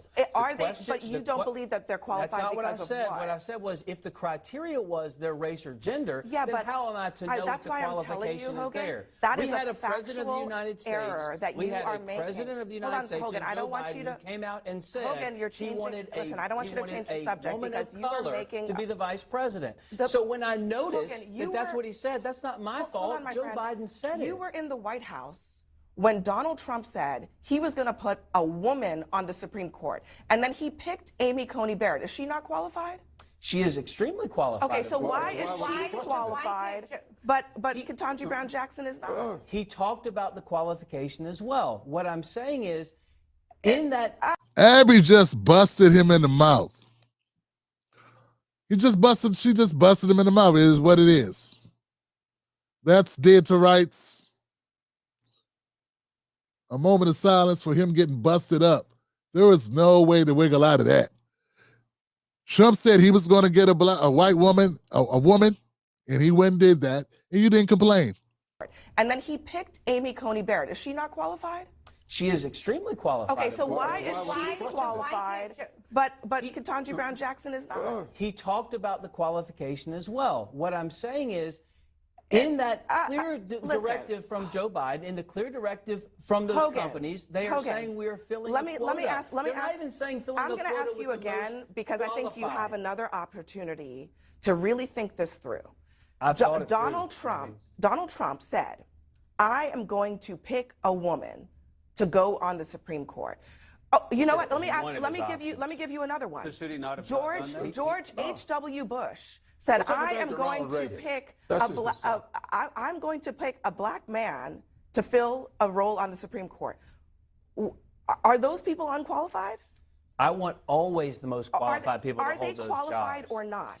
It depends on their qualification. Was it a quota or not? It's always a quota when you base it on race or gender. If you base it on qualification, if the person is hired as black or a woman or whatever, it doesn't matter. That's the point. Let me just ask you a direct question. It's the ultimate meritocracy. Is it okay for Donald Trump to have DEI quotas or not? It's not okay for anyone to have DEI quotas. So then why did he have a DEI quota, by your definition, for Amy Coney Barrett? He didn't. He said that was one of the selections. People said he should fill it with a woman. Okay. He said he was going to fill it with a woman, and he did. He did not only interview women for the job. Correct. Okay. So I'm sure Joe Biden didn't only interview men for black women for the job. Joe Biden had said as he went in his search process, his short list would be all women of color. And they were. Listen, And they were qualified. That's not true. They were qualified. We're taking issue Brad, with the Brad, criteria. I just think it's you guys are misleading. I'm not gonna say you're lying. I'm just gonna say you're misleading about what Donald Trump said. The day after, Justice Ginsburg died, he said he was going to pick a woman to replace her. He said that. Okay, I'm not paraphrasing. That is what he said. By that standard, he should not have issued that as a criteria. All right. One more thing. Justice Thomas, who I'm sure you love. You love him, right? Sure. He was chosen to replace a black Supreme Court justice in part because he was a black man. Who is more qualified in terms of actual experience to be on the court, him or Ketanji Brown Jackson? Do you know? I don't know if any of them. Okay. Well, I've checked. She served as a federal judge for way longer. He actually didn't before she was put on the Supreme Court. No, false. He was on the D.C. Court of Appeals, the second highest court in the land. She served. Recommended by the Bar Association. Yes. Cannot besmirch He was on there for a very brief period of time. She was served as a judge. We have never considered any nominee for Supreme Court who was on the D.C. Court of Appeals to be unqualified for the Supreme Court. I am not suggesting. Never, ever has that been said. I am not suggesting. You're saying Clarence Thomas was not qualified? I'm not. Actually, no, I am not. You just I am said not he was suggesting not that qualified. he's unqualified at all. You did. I am saying that he is qualified. She was saying that Ketanji Brown Jackson was more qualified than Clarence Thomas was as far as credentials. That's what she said. She didn't say he was unqualified. She was comparing the qualifications of the two. Qualified, just the way that Ketanji Brown Jackson is qualified, just the way that Amy Coney Barrett is qualified. No, you said he was less qualified. No. I'm asking you. That's what you I'm said. saying about comparing their resumes. If you want to compare their resumes, he was less one of the qualified things than that her. Charlie Kirk said was that Ketanji Brown Jackson, if she says that she was affirmative action pick, then what she is saying is that she didn't have the brain processing power to get that job without replacing a white man. Look, But I'm asking you, if you objectively look at her resume, is that a factual statement? Oh, she's qualified for the Supreme Court. Okay, so then let's leave it at that. Because I just she's think not that... very good at her job, but she's qualified. Okay, let's leave it at that. Because we want to make a lot of broad statements about who's qualified she was a and who's diversity hire. not. Say that again? That's what he said. Yeah. That Ketanji, was a diversity hire. I want to go back. This all started when we were talking about I got 12 of his quotes right here. Whether or not Democrats should have voted to honor Charlie Kirk's life. And Congressman, I respect you. You are a living legend. I deeply respect your motives. However, I think that this is a question of whether we honor people who gave their life to public service. I didn't agree with Charlie Kirk on everything. Okay. But he gave his life to public service. I'll let you have the last word on this. Go ahead. But let me just say this. His life is one thing, his legacy is another. Now, I honor everybody's life. But when you tell me that was a diversity hire, when you tell me you're going to give thought to whether or not a black pilot is qualified, something else is going on in your head, and that's a legacy that I will never vote to honor. So if they're taking legacy off, which we asked them to do, and just honor his life, you got my vote. But his legacy, I know what my fathers inherited from the legacy of the South. Yeah. And, as like I said, man, look, guys, Clyburn's right. Clyburn's right. And he said, hey, we said, hey, if you take the word legacy off and just honor his life, we'll do it. They didn't want to take it off. They want to honor all the shit that Charlie Kirk said. Remember, guys, we're talking about a 31-year-old not even first semester college dropout. Talking about lawyers and saying that they don't have brain processing power. This is crazy. The fact that this even has to have a conversation, that's how bold it is. That's how great it is to be a white American with the right type of politics for a certain group. Because nowhere else would that be considered. I mean, how many, I guess it's just a Christian thing. I guess that's it, part of it. That plus whiteness just gives you the superpowers. But to a large degree, man, and this segment proves it, conservatives just don't want to admit, a lot of conservatives just cannot admit that DEI served a purpose beyond what they're painting. I get it. Democrats will misuse and abuse anything. I understand that. I agree with that. I call that out. I don't even like the fact that DEI gets like labeled like it helps black people the most when it helps white women the most, like anything else. And that was intentional. White women did not want to see black people get ahead like that. So they're like, hey, we need to put us in here. Back when civil rights, back when we were fighting for our civil rights, they're like, hey, we gotta add white women in as a class that's being discriminated against, so they can get affirmative action, even though they're white. Even though they were white, they were still women. And they just totally removed the whole whiteness part and just made, so anyway, so they complain about DEI. Here's it. They claim DEI was just concerned about safety when he saw a black pilot. That's all he cared about. It wasn't anything to do with anything racist. It's just because, hey man, you made a decision to pick him only because he's black. And it's like, come on, man. They just don't want to admit that in America, what we have is a system where if they could, they pick all white guys all the time. For a particular slot, man, how many slots have you got? Hey man, there can be hundreds of people applying for a job. And you may have, to say you got 20 slots, but you got 100 applicants. Considering America's mostly white, and I don't know, in particular, pertaining to the field or whatever that is, it could be mostly white men applying. If you don't have any intentionality at all of diversifying, you could pick all white guys and get all qualified white guys. Everybody who applied could be qualified. But if you don't have some intentionality and you have racial bias, you could pick all qualified white guys. DEI affirmative action never said pick people that weren't qualified. It's like find other people who are qualified, who are this, because they're underrepresented, because left to our own devices, you're not picking them at all. You're not picking them. That's the whole point. But see, to admit that there is really racism, to admit that people do discriminate against black people, that would make them turn into stone. They would self-combust on contact. If they really had to admit that, there are employers who don't want to hire black people for whatever reason. And there's only a certain amount of jobs. It's not like you got so many jobs, you can get all the people in the world to work there. A company has a certain amount of jobs. A government agency only has a certain amount of jobs. And depending on the number of people that are applying, you got to make some decisions. And left to their own devices, too many times, those decisions would tend to be, we want a bunch of white guys. So that's where it came from. But see, we can't get honesty. We can't get realness. There's none of that allowed.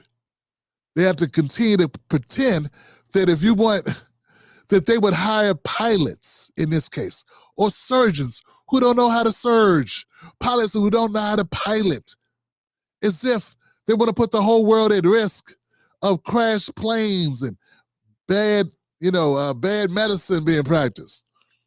Like everybody coming through the room, everyone at the table, anybody in the pilot's uniform that got the accreditation, that got the flight hours, it's a pilot. They all know how to fly.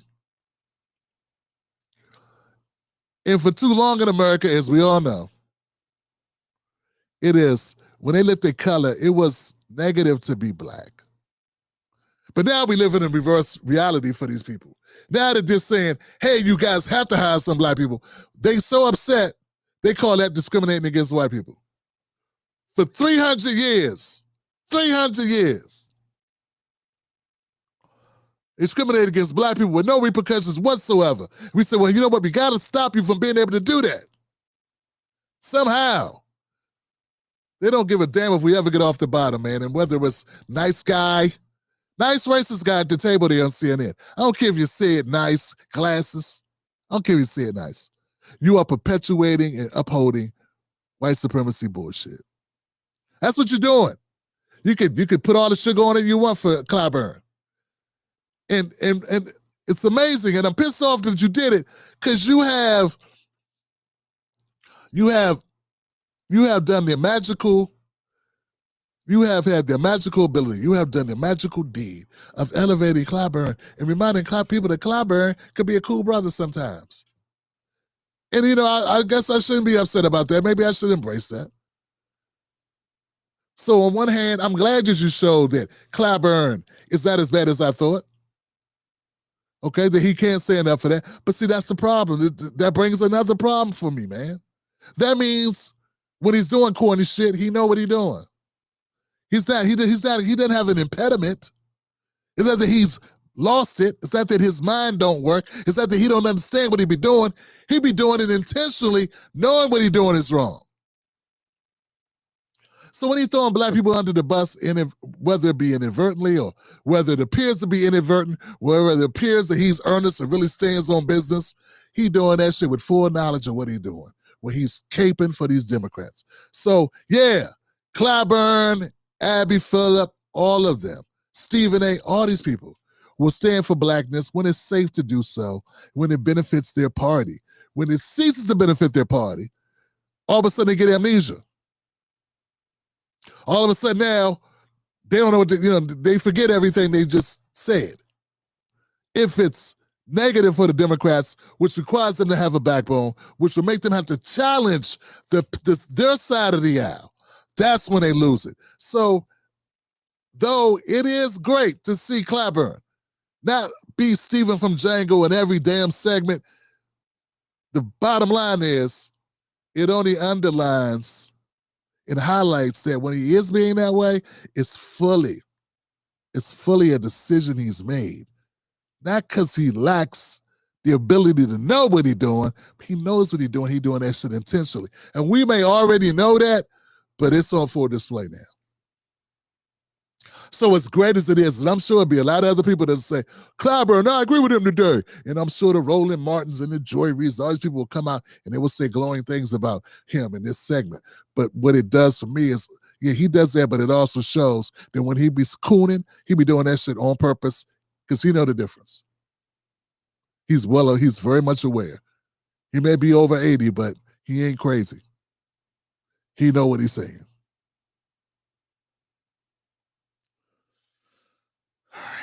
Now I want to let everybody know it's the Tim Black Show. We do this Sunday, Monday, Wednesday, and Friday. Become a member of the Tim Black Show. Become a VIP by typing in jointimblack.com. Go there, starting at only $5 a month. Become a member, and you can start for free.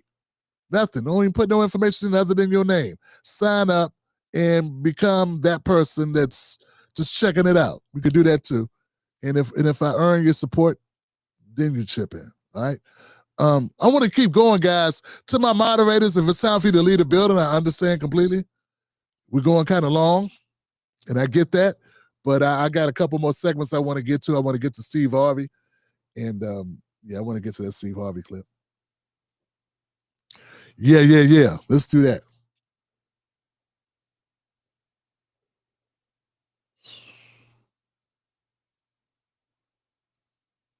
Oh, shit. I got two segments. I got Steve Harvey, but I want to first, before I get to Steve Harvey, can we do Megyn Kelly real quick? She shouldn't take that long. 10 minutes for Megyn Kelly, maybe 12 minutes. I'll keep it brief. Let's go with Megyn Kelly.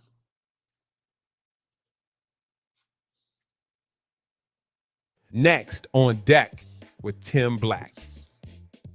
I do want to play Jamel Hill, speaking of so-called journalists who have it all wrong. Here's this jerk. Stop 15. Of course, as you all know, in the wake of Charlie's murder, there was an incredible amount of angry discourse from the right, blaming the Democrats, blaming liberals, saying, you're the reason this happened. Only to find out, surprise, 22-year-old white dude, love guns, raised by two parents, lived in a good home, dad is a minister, also a sheriff. Didn't check any of them boxes y'all thought he would check, did he? Okay. First of all, a coat of mascara would be your friend. I'm just going to tell this to you, woman to woman on television. You need a little work, and you should have them back off the camera a little bit because you are not attractive enough to have that extreme close-up.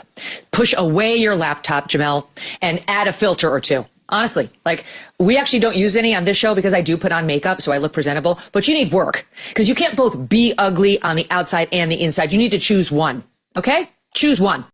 You know, I want to talk about this because I noticed that some of the coon-tastic, this breed of coons that we have produced in the year 2025 of our Lord, have some of them are being very brazen with their tap dancery for Massa Mistress Kelly here. Yeah, Megyn Skeletor, Zombie Lady, Spoiled Milk. I don't really think that you're in a position to talk about anybody's looks that way. Yeah, I don't think that you really can do that. You have several coats of paint, sister. Yeah, you took your face to Earl Shibe, is what I'm trying to tell you. And we can see it in his shows. Okay? So no. You got some interior decorating and some surgeries. We can also see that too. Okay? Yeah, see, not everybody wants to come on your show. Not everybody wants to kiss your flat ass. And I haven't even seen it, and I know it's flat because I can tell in your soul. Your soul is so empty. Only a flat ass makes a woman be so evil, Megyn Kelly.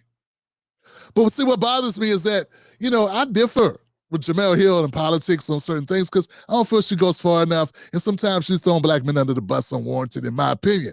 But I will not stand by while the ghost of Christmas past gets a pass and while coons tap dance for her and pick up coins that have been thrown, or that she pulls from her bra and puts in their can for them. Now, I'm not going to do that. Now, we going to get your ass, Broomhilda, okay? You look like the Wicked Witch of the East. And for you to start out, you want to say she's not a journalist, and the way that you begin your journalistic tirade is to talk about her looks and say she's not attractive, she's to back away from the camera. Look, I'm not on. You have been aging like milk. That's what I'm trying to tell you. You have been aging like milk. You on your last legs. You are not. All right? You passed your expiration date. And I think everyone feels that way about you. You done been fired from everywhere you could be fired. You've been fired more times than an Iraqi assault rifle. You've been fired more times than the throwaway 22 special from Harlem Nights. Stop shooting that little motherfucker. Stop shooting it. God damn it. But anyway, let's keep going, Megyn Kelly. Let's get into some of the substance. I think she says more. But I just want to be clear. You got some sellouts and some coons. They look my complexion, but they are not my complexion at heart. They're not on the inside. They are not black. They are sellouts. They are coons. Okay? They are pandas. So I just want to be clear here. They may be clapping for you like baby seals, but the rest of us real black men. We don't stand for that shit right there. Okay? So sister, that black don't crack like that white cracker crack, baby. Come on now. Come on now. And if you ain't got a filter, you need one. Let's keep going though, fam. Let's let her keep doing what she doing. I got more. We ain't gonna just stay on that. We're gonna get on some other stuff because she got more to say.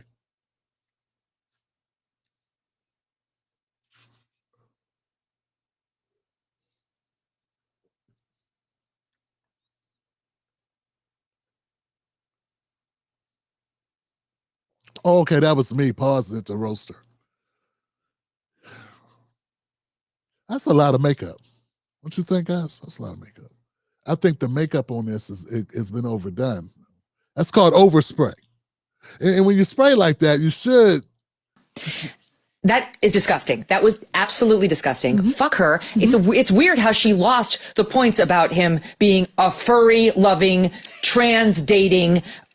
I don't even know what this guy's fetishes were. Yeah, you know, a lot of Republicans, sort of like Benny Johnson, like there's a lot of Republicans that are gay and closeted. So that don't really mean anything. You can be a Republican and like guys, or be a Republican and like furries or flurries or running mascara, whatever that is you got going on over there, shiny forehead, any of that stuff. You know what I'm saying? Like that's don't mean anything. But you know, you fail snow bunnies. That got an axe to grind, right? You ain't gonna get much more of this leeway when you could be in your feelings about your friend Charlie. Yeah, let's slide a little bit now.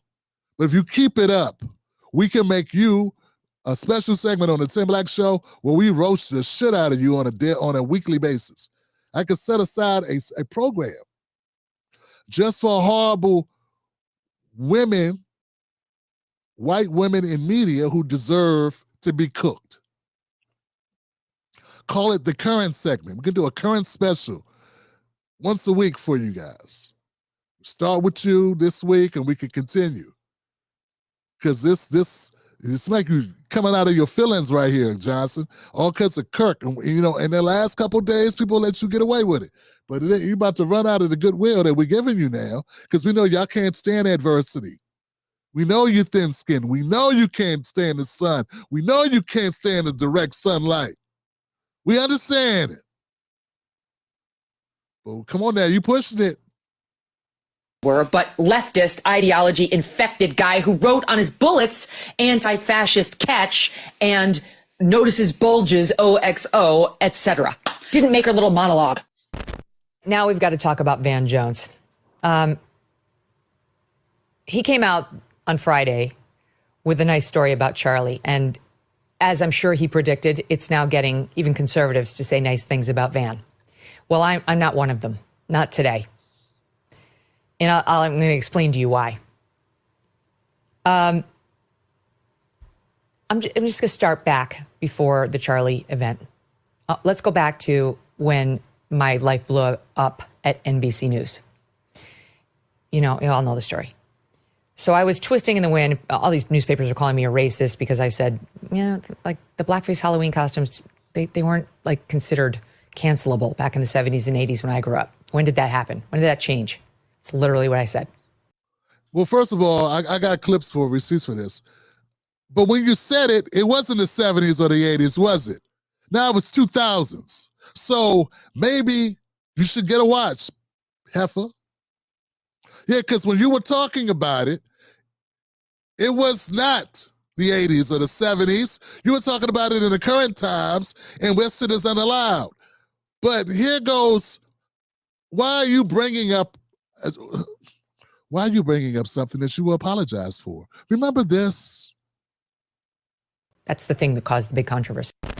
Good morning, everyone, and welcome to the show. I'm Megyn Kelly, and I want to begin with 2 words. I'm sorry. You may have heard that yesterday we had a discussion here about political correctness and Halloween costumes. And that conversation turned to whether it is ever okay for a person of one race to dress up as another. A black person making their face lighter or a white person making theirs darker to make a costume complete.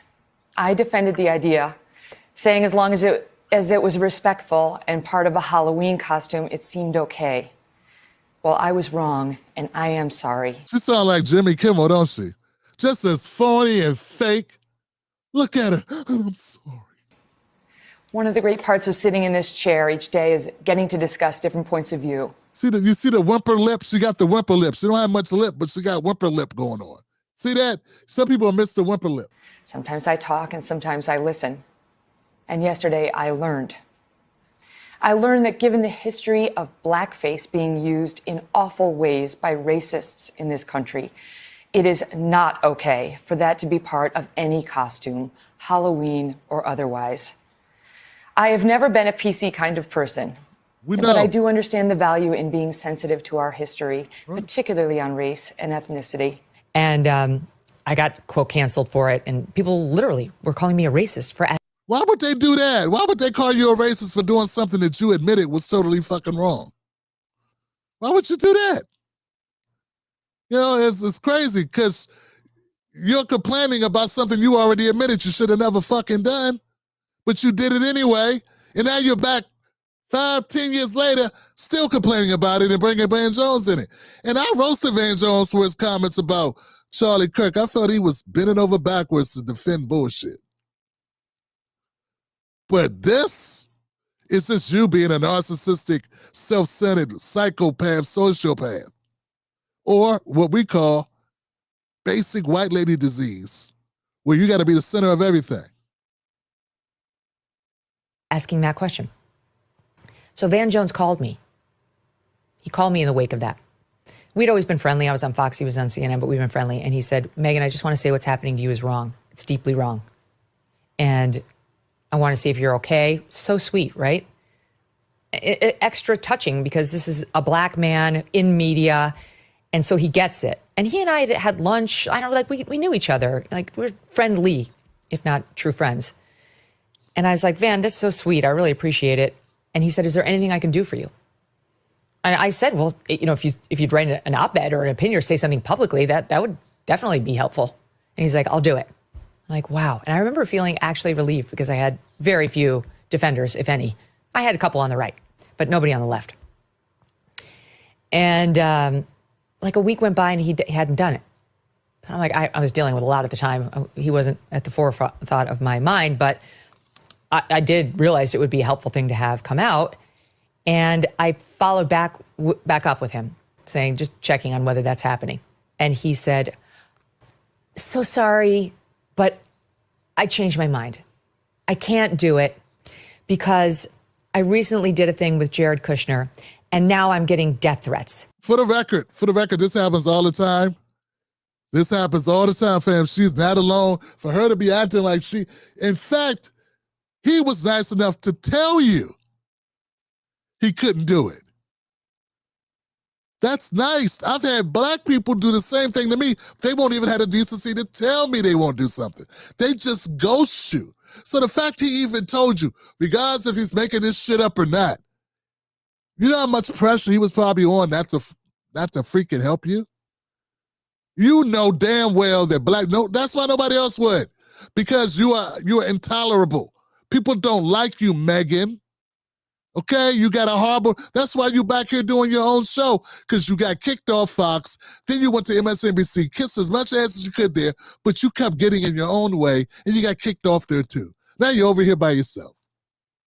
That's it. But nah, this is a stand-up guy. Van is a stand-up guy in that regard, because I know a couple other people who have said they're going to do things to me that I didn't ask them to do either. And did they do them? Fuck no. And they didn't even have a decency to say, hey, things change, I can't do it. They just disappear. They'll be looking right at you, still following you on social and not do it. So this is nothing. She a prima donna. This happens to all of us. I'm sure it's not irregular. People have gone on shows. Kelly, don't notice. People have gone on shows and recorded material on shows, and then they just decided not to air it with no explanation. So anyway, I know this for a fact. Let's keep going. And the FBI says, I really shouldn't put myself back out there because I'm getting these death threats now. And so I can't say anything on your behalf. Okay. Okay. It's whatever. I said, no problem. Totally. Yeah. Maybe he felt that way. Maybe he felt that it was not a good look for him to do it. And he don't owe you. You said you were friendly, not friends. What does he owe you? See, this is the entitlement of the white people sometimes, man. This woman is entitled as hell. Van Jones don't owe her shit. She already said they weren't friends. They were friendly, enough. And he offered to do something for you, then he doesn't do it, and now you blame him for not doing it. What that got to do with you losing your job? He's supposed to save you? He ain't supposed to save you. He's got no obligation. What is this? What kind of manumission bullshit is this? He's got to try to save Scarlett O'Hara. Nah, he's under no obligation. They got me up here defending Van Jones. See what I'm saying? I told you it's one of those nights. Because the hypocrisy is hypocrisy. Now a black man can't decide he don't want to do something for you. that you haven't paid him to do, he's not employed to do. You're not even on the same damn network. Why should he have to try to save you? When you said some atrocious shit, BlackFace, Black Santa, why was you ever complaining about white shit? Why everything with you had to be about black people? Why every time you got into an issue, it was you going back to the till to shit on black people? That's what you've always done. And I know countless black people, conservatives, go on your platform because they don't give a shit about what you've done to black people. They could care less. They are scavengers. They are coons. Okay? Let's keep going, guys. I get it. No worries. Goodbye. Wasn't expecting anything from him in the first place. It was his offer. It was his to withdraw. The Monday before Charlie was killed, which was the Wednesday, September 10th. So this is the Monday, the 8th. Van Jones went on CNN and attacked Charlie Kirk. He attacked him because Charlie had suggested that there was a racial motive, at least in part, in the slaying of Irina Zarotska on the light rail train in North Carolina. And the reason Charlie said that is because it had broken in the news that day that the murderer, who is black and Irina was white, said, "I got that white girl. I got that white girl." It's on tape. People hurt people. What happened was horrible, but it becomes an opportunity for people to jump on bandwagons. And then for someone like Charlie Kirk, he should be ashamed of himself.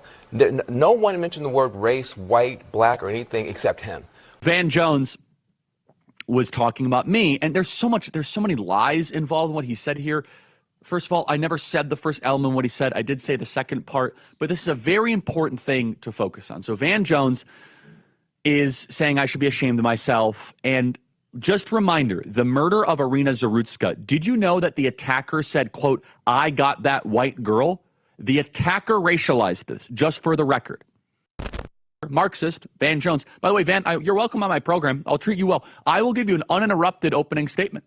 Van Jones, if you want to go talk about black crime and urban decay, man, you're always welcome on this program. Because even though, quote unquote, you're an expert in race hustling, I've been around the block a couple times. I know your tricks, and they don't work here. Your magical spells don't work here. Your little hocus pocus, you are racist. Boop, doesn't work here. Yeah, that's the good old Charlie Kirk. Isn't he amazing? This guy, we should have three holidays for him. We should have 3 holidays for him all in a row, just make it Charlie Kirk week. He's such an amazing Christian. Yeah, he's amazing what he did here. I wonder when the Buffalo shooter who went into the supermarket,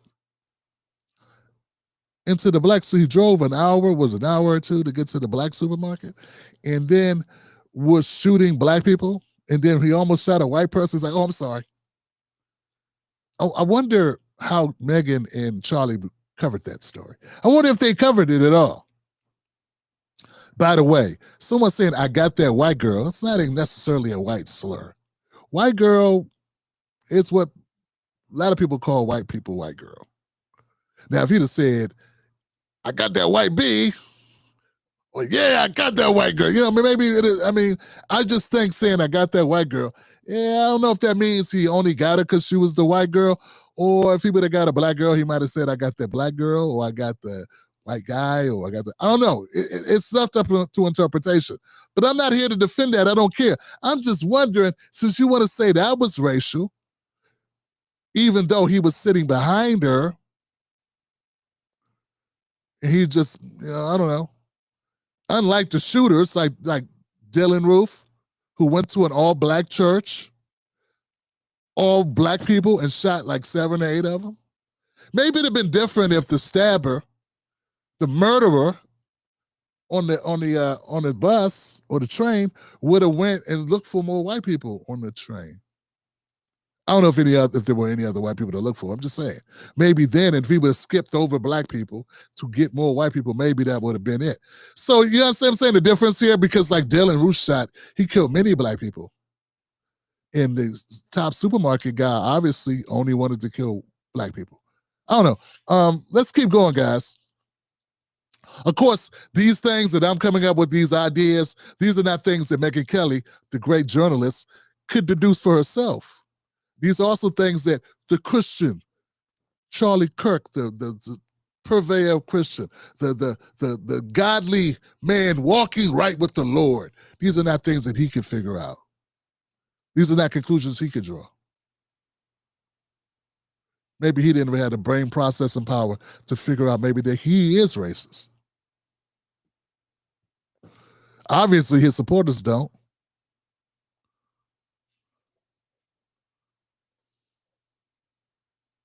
We got holy water here. I don't think my leftist friends are having to live their lives surrounded by security. Like I now am, like Ben Shapiro has been, like Michael Knowles has to, like Matt Walsh has to, like Charlie had to. I don't think they are. But you are all a part of one shitty network. The Daily Wire show, aren't you part of that shit? I don't know. They're all part of the same shit network that makes a bunch of highly contentious, radical bullshit, alt-right nonsense. Right, but as we now know, Charlie Kirk did not, this was not nothing to do with black people. Nothing to do with us at all. We do know that, right? Has Megyn Kelly, has she conceded that black people had nothing to do with this? Of course not, because she's not trying to save her job now. The moments of truth, they only come. I don't want that for them. I don't want it for me or my friends on the right either. Then shut up. Stop saying a bunch of insightful shit to score points to get publicity, and stop feeding the lions. Stop doing it. Stop throwing raw meat to the crazies. Because they're probably liable to take it. And constantly throwing around these terms, fascist, racist, Nazi, is not okay. Okay. It's not that you don't have the right to say it. It's not that you should be arrested for it. I'm not making an argument against the First Amendment. It's that it's irresponsible. Next. You know what's irresponsible? It's irresponsible to apologize to the point of tears about saying some shit you shouldn't have said that was very racially insensitive. To act like you don't know that blackface was used to mock black people in America. To imagine being that dumb, to act like you would, to pretend. No, to be such a liar, to be such a humongous hypocrite and a liar, to pretend you don't know that blackface was in mocking of black people. And that whiteface was never a thing. It didn't have history, wasn't on Broadway and other touring where people performed this in front of audiences, in front of packed audiences and mocked white people. That's never been in history of the United States. How could you, be such a liar? Then come up here and base your whole argument on Van Jones didn't do enough for you. As if he's supposed to do anything for your ass. So Megyn Kelly is like overrated, but only the people that lack taste to begin with. Talking down to people like you on some high horse and you know something we don't know, that you got some insight. And just because you say it sternly, sister, don't mean it makes any fucking sense at all. Last but not least, I want to go to Steve Harvey. I hope I got time to do that. Let's go to Harvey. Harvey!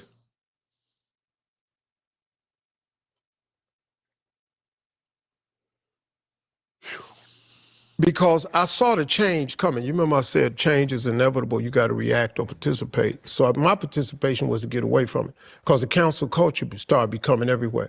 Comedy is too hard to do right now. And all you got to do is look at now the way the cancel culture works. See, y'all got a podcast and you're doing it brilliantly. Please don't stop doing the way you do. See, the problem with people is they get something that work and then they want to find something that work better. You ain't got to fix it if it ain't broke. See, I'm on radio for real. I have a real radio show. I have the #1 adult contemporary show, 25 to 54 in America. The Steve Harvey Morning Show. I'm at 112 markets. I got 9 million listeners. I'm controlled by FCC rules. The problem is, these people go get these podcasts who have no FCC rules to abide by.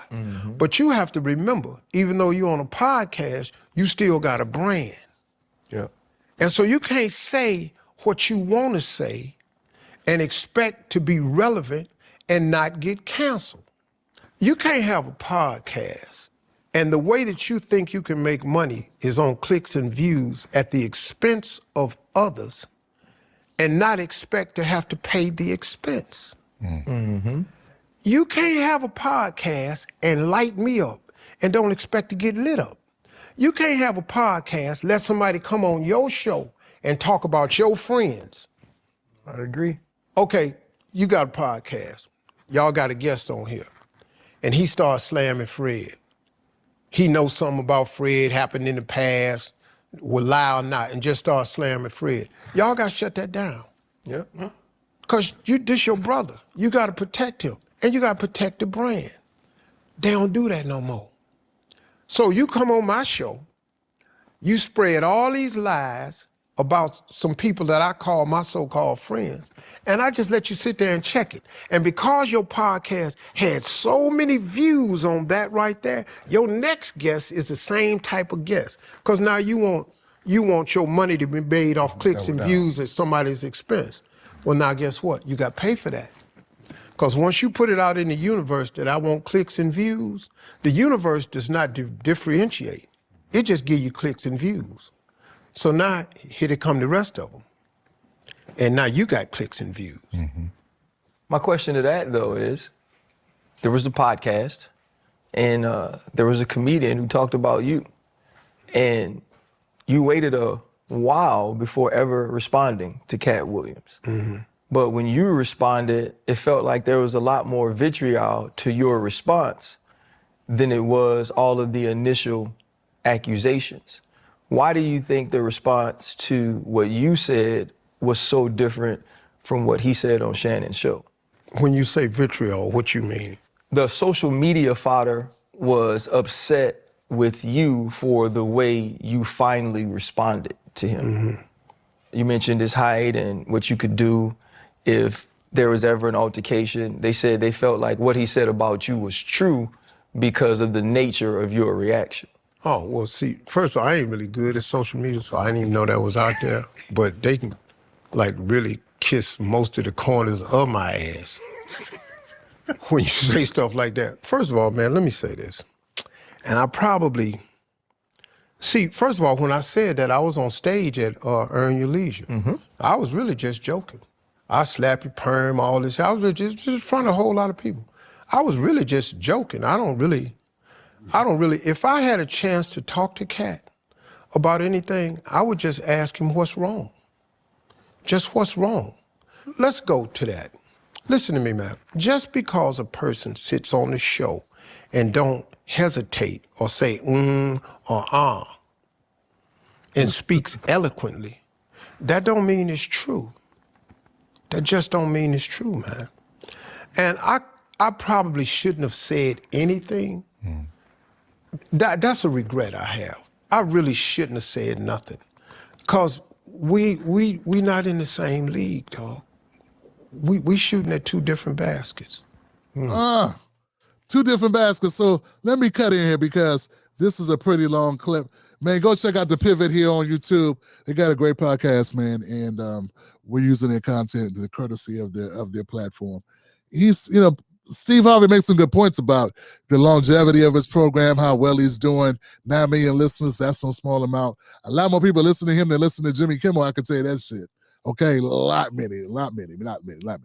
Podcasts, he's saying podcasts had no rules, but this is the thing that I don't know, man, kind of sits funny with me is, Steve, independent media is hot and podcasts are hot because they have no guardrails. That's what makes them interesting. You never know what's going to be said. People get to be more free. And it's whatever whatever you don't like or what someone says about you, a person like you, for instance, you always be given the opportunity to rebut them. Now, I'm sure you probably don't want to. You don't want to give them that shine. But in the nature of the way podcasting is done, it's not the way radio is done. And in order to be viable podcasts, you cannot placate. You cannot play the game with you can't fight with your hands behind your back. It ain't gonna work. This is not flag football. It's full contact football on podcasts. I do full contact. This is not CNN. I'm supposed to go in, say the shit, not corporate sponsored, not for parties. If I fail to do that, my audience is gone. So, and I know you're talking about Shannon Sharp. Shannon Sharp can't be successful doing his show on podcasts the way you do your shit on the radio. That's comparing things that don't go together.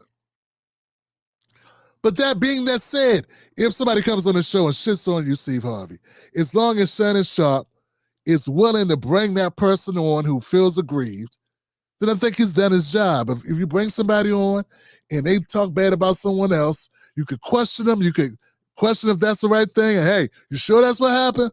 That's what they say. Okay. You should extend an opportunity for the person who feels slighted to come on and clear it up if they want to. And as long as they make that offer, I don't think there's anything else you can do about it. You can't police the words coming out of people's mouths and question everything they say as if it's not true and cut them off. Now you got to deal with your audience. Same token, Shannon Sharp should deserve backlash. If you get it caught in the middle of this type of shit and people want some smoke with you and they got some things to say about you, Shannon Sharp should not act surprised. They got to go with the territory. That's the rules of the game. You are the vessel that brought to light the thing that's giving these people discomfort. So you should expect them to roast your ass along with the person who said it. Clicks and views and somebody's expense. And yeah, I think people were responding to Steve Harvey as far as his comments back to Cat Williams. I don't know if they read it or if they heard him. Because I heard it. And I thought it was just him trying to be funny. But also, it wasn't really said in funny tone. It didn't. I think he could say he was joking, but he was obviously pissed. Yeah, it felt like he wasn't just joking. It felt like it was some sauce on it. And that's how it is. You get older, and you forget your ass is old. You ain't beating nobody up, Steve. Them days long gone. But I think people do need to recognize the comedians. Some of them are some wild boys, as Quay Holcomb would say. And don't get it twisted. Just because people got a sense of humor don't mean they don't have weaponry and the ability to get aggressive, if you know what I'm saying. Let's keep going. I shouldn't even have said nothing. And so really, man, I think I would apologize to him if he took offense to what I said. I was joking, but I would apologize to him. And like I said, if I had a chance to sit down with him, I would just say, hey, man, what's wrong? But you got to look at the whole tone of the interview. If the whole tone of the interview is what everybody else ain't, what everybody else ain't got, what everybody else doing, I think that's kind of like hate and jealousy. And hate and jealousy is a form of grief. You're grieving because obviously all them people you talking about have something you either want or are something that you ain't. And you're grieving. And the funeral becomes the podcast. So now let me roast all of these people. And be honest with you, man, and I'm not talking about him particular, but if you go on a podcast to degrade and belittle another group of people, that's a little bitch move to me. That's just real bitchy to me. I don't. Yeah, man. Steve, I don't want to play any more of this. I got more, but I don't want to play any more. Listen, man, Steve sound like a hater. Yeah, Steve sound like a hater, and he sound very thin-skinned. And you know what's sad? So many rich, thin-skinned people, where do they come from? Yeah, why do so many people with so much money are so thin-skinned? Man, if I had as much money as Steve Harvey, I don't give a damn what you say about me. I want to pull a card out of D.C. Curry. Curry would say, I don't give a damn what you guys say about me. I don't get it, man. I think it's not about them being as thin-skinned as them being arrogant. And they think they're above being talked about. And let's just clear something up, Steve Harvey. For the record, sir, because I had to think about this. The FCC rule thing is just you bowing out of the contest because you funny. You're a comedian. You're a working comedian for 50 years, dude. You know how to roast somebody without violating the FCC rules. Who says you got to curse in order to roast Cat Williams? Who says you can't respond without getting totally indignant? I mean, Cat Williams, he roasted, what was her name? Rhonda? Damn, I hate to get her name wrong because she's now deceased. But you remember that radio host out of Atlanta? Remember that? Yeah, that was live. That was on the radio. That was under FCC guidelines and he did that. So yeah, I don't know, man. Maybe you just don't have that in you anymore. I get it, but see, that's not the bravado you want to display. You don't want to display that. You want to display that you a tough guy. That you Steve Harvey. You don't want to say, hey, maybe Cat gets your number. Maybe Cat got your number. Maybe Cat is just better at doing the dozens. Maybe he better at roasting. Gooder. Maybe he's better at roasting. Maybe that would be it. Maybe you should admit that. But of course, we can't do that. We can't admit somebody that's your strong suit. Your strong suit is being more mainstream and people rock with it and it's palatable. It goes into the homes, airways of people all across the country, all across the world. In a way that Cat Williams has not enjoyed, and you know that. But you copping these pleas, and that's what they are. I feel like you copping a lot of pleas here about what people need to do, and this is a punk move, and this is a dirty way to make money, man. It's words they talking on the internet. People say things on podcasts. It's a vehicle for people to put money in their pockets. So you can't put anything past anybody. If anybody hears anybody on a podcast and they don't keep a grain of salt in their pocket as they listen, they are fooled. Because people say things and people exaggerate. People in some stories people be telling be 10, 20, 30 years old sometimes. Did they remember it verbatim? Did everybody remember the same story the same way of what occurred back in 1986? Maybe not.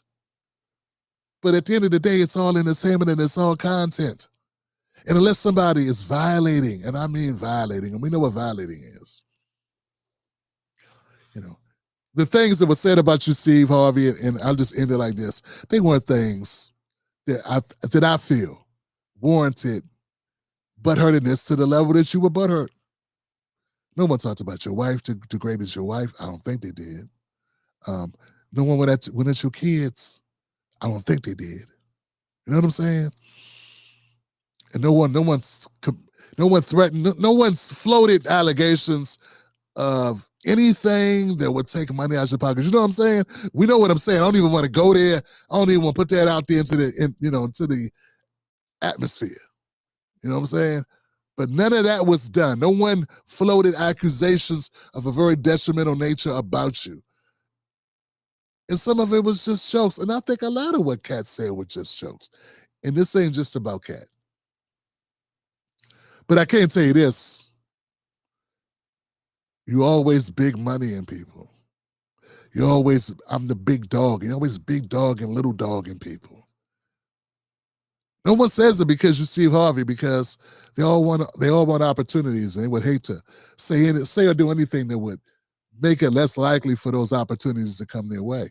But see, I don't expect opportunities. So I say it. Stop being so arrogant. Get off your damn high horse. You was a broke dude from West Virginia. Sometimes you should remember that. And when you were hungry, I'm sure there's things you said and did to put money on your table. And I'm not talking about Cat Williams. I'm talking about up-and-coming people. Let them do that. The fact that you can be 70 years old almost and not just go, youngster. Okay, whatever. And just walk it off. Makes me hope I hope that I hope that I'm not like that when I'm 70. I hope that I can just go up. Who said what? I would hope that I would not be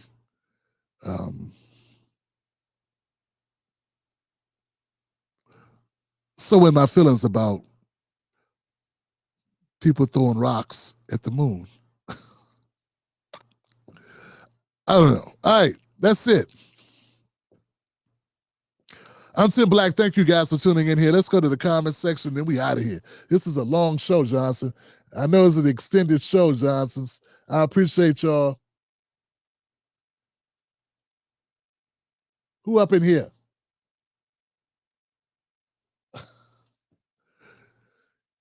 Cat outed Ogilvy. Yeah, okay. Yeah, I think he did. I don't know if I believe. I don't know. Yeah, Mr. Cooper. Yeah, now that's what I was thinking. I was thinking about Mr. Cooper, and I was thinking about all that, all of those things. He does it all the time. Yeah, he got roasted. And just, to me, it's just that Cat Williams is better at roasting people down, man. He just is, man. Wanda, her name was Wanda, the sister who passed away. Her name was Wanda. They were under FCC guidelines, and Cat still managed to roast her down on her own show. And she started it. He did not start it. So, yeah, if Steve wanted to respond, he could respond. I don't want to hear that. I got these rules. And you hear the arrogance in them now. I'm in a different lane. We're shooting at different baskets. It's always big dog, little dog, and everybody. Which only makes people want to get you more, because you're always putting people down. And people see that and they go, oh, this guy thinks he's all of that. Yeah, that's what my impression is, man. Great concert. I appreciate you, Sean Hazel.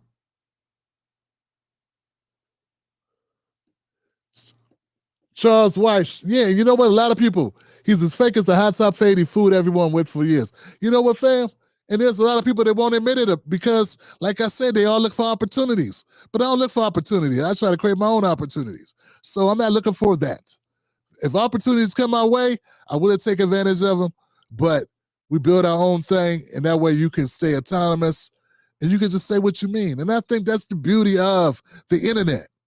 Steve Harvey want everybody to be corporate because he's corporate. But if his ass wasn't corporate, he wouldn't be talking about being corporate. He's winning at the corporate game. All right, man, I'm done, man. That's it, man. You guys are amazing. I thank y'all for the stamina tonight, yo. Because I tell you, I did not expect to go 3 hours. Shout out to the Tim Black Wolfpack. Shout out to Ebony. Thank you, Ebony, for sticking around long enough to moderate this. I know it's crazy. Thank you, Buck Billy and Black Mama, for being here. Thank you to the Tim Black Show people. Join Tim Black. Go to jointimblack.com to become a member of the show. I got nothing but love for you. We'll be back Friday. Give me a day to recoup. We come back Friday and we punch them in the mouth all over again, like Groundhog's Day. Peace. And like always, remember, don't let anybody take your cornbread. That's your cornbread. And to anybody who wants to know, Johnson. The reason why I call people Johnson, I made that up years ago, and that's just because I had so many people, and I could tell what people were, what they were. They got screen names. You can't tell nothing. I just started calling people Johnson. It took off, and I believe it took off to the extent that they stole it from me and made a show where they got 4 black guys they all called Johnson. People said it was a dumb idea I had, and then they made it to network TV. But how do you patent something like that? It's all good. Anyway, guys, that's it, Johnson. I'll catch you on the next one. And as always, I got to end it with my girls. It's very important to me. Where are my ladies? I said, where are my ladies? Oh, there they go.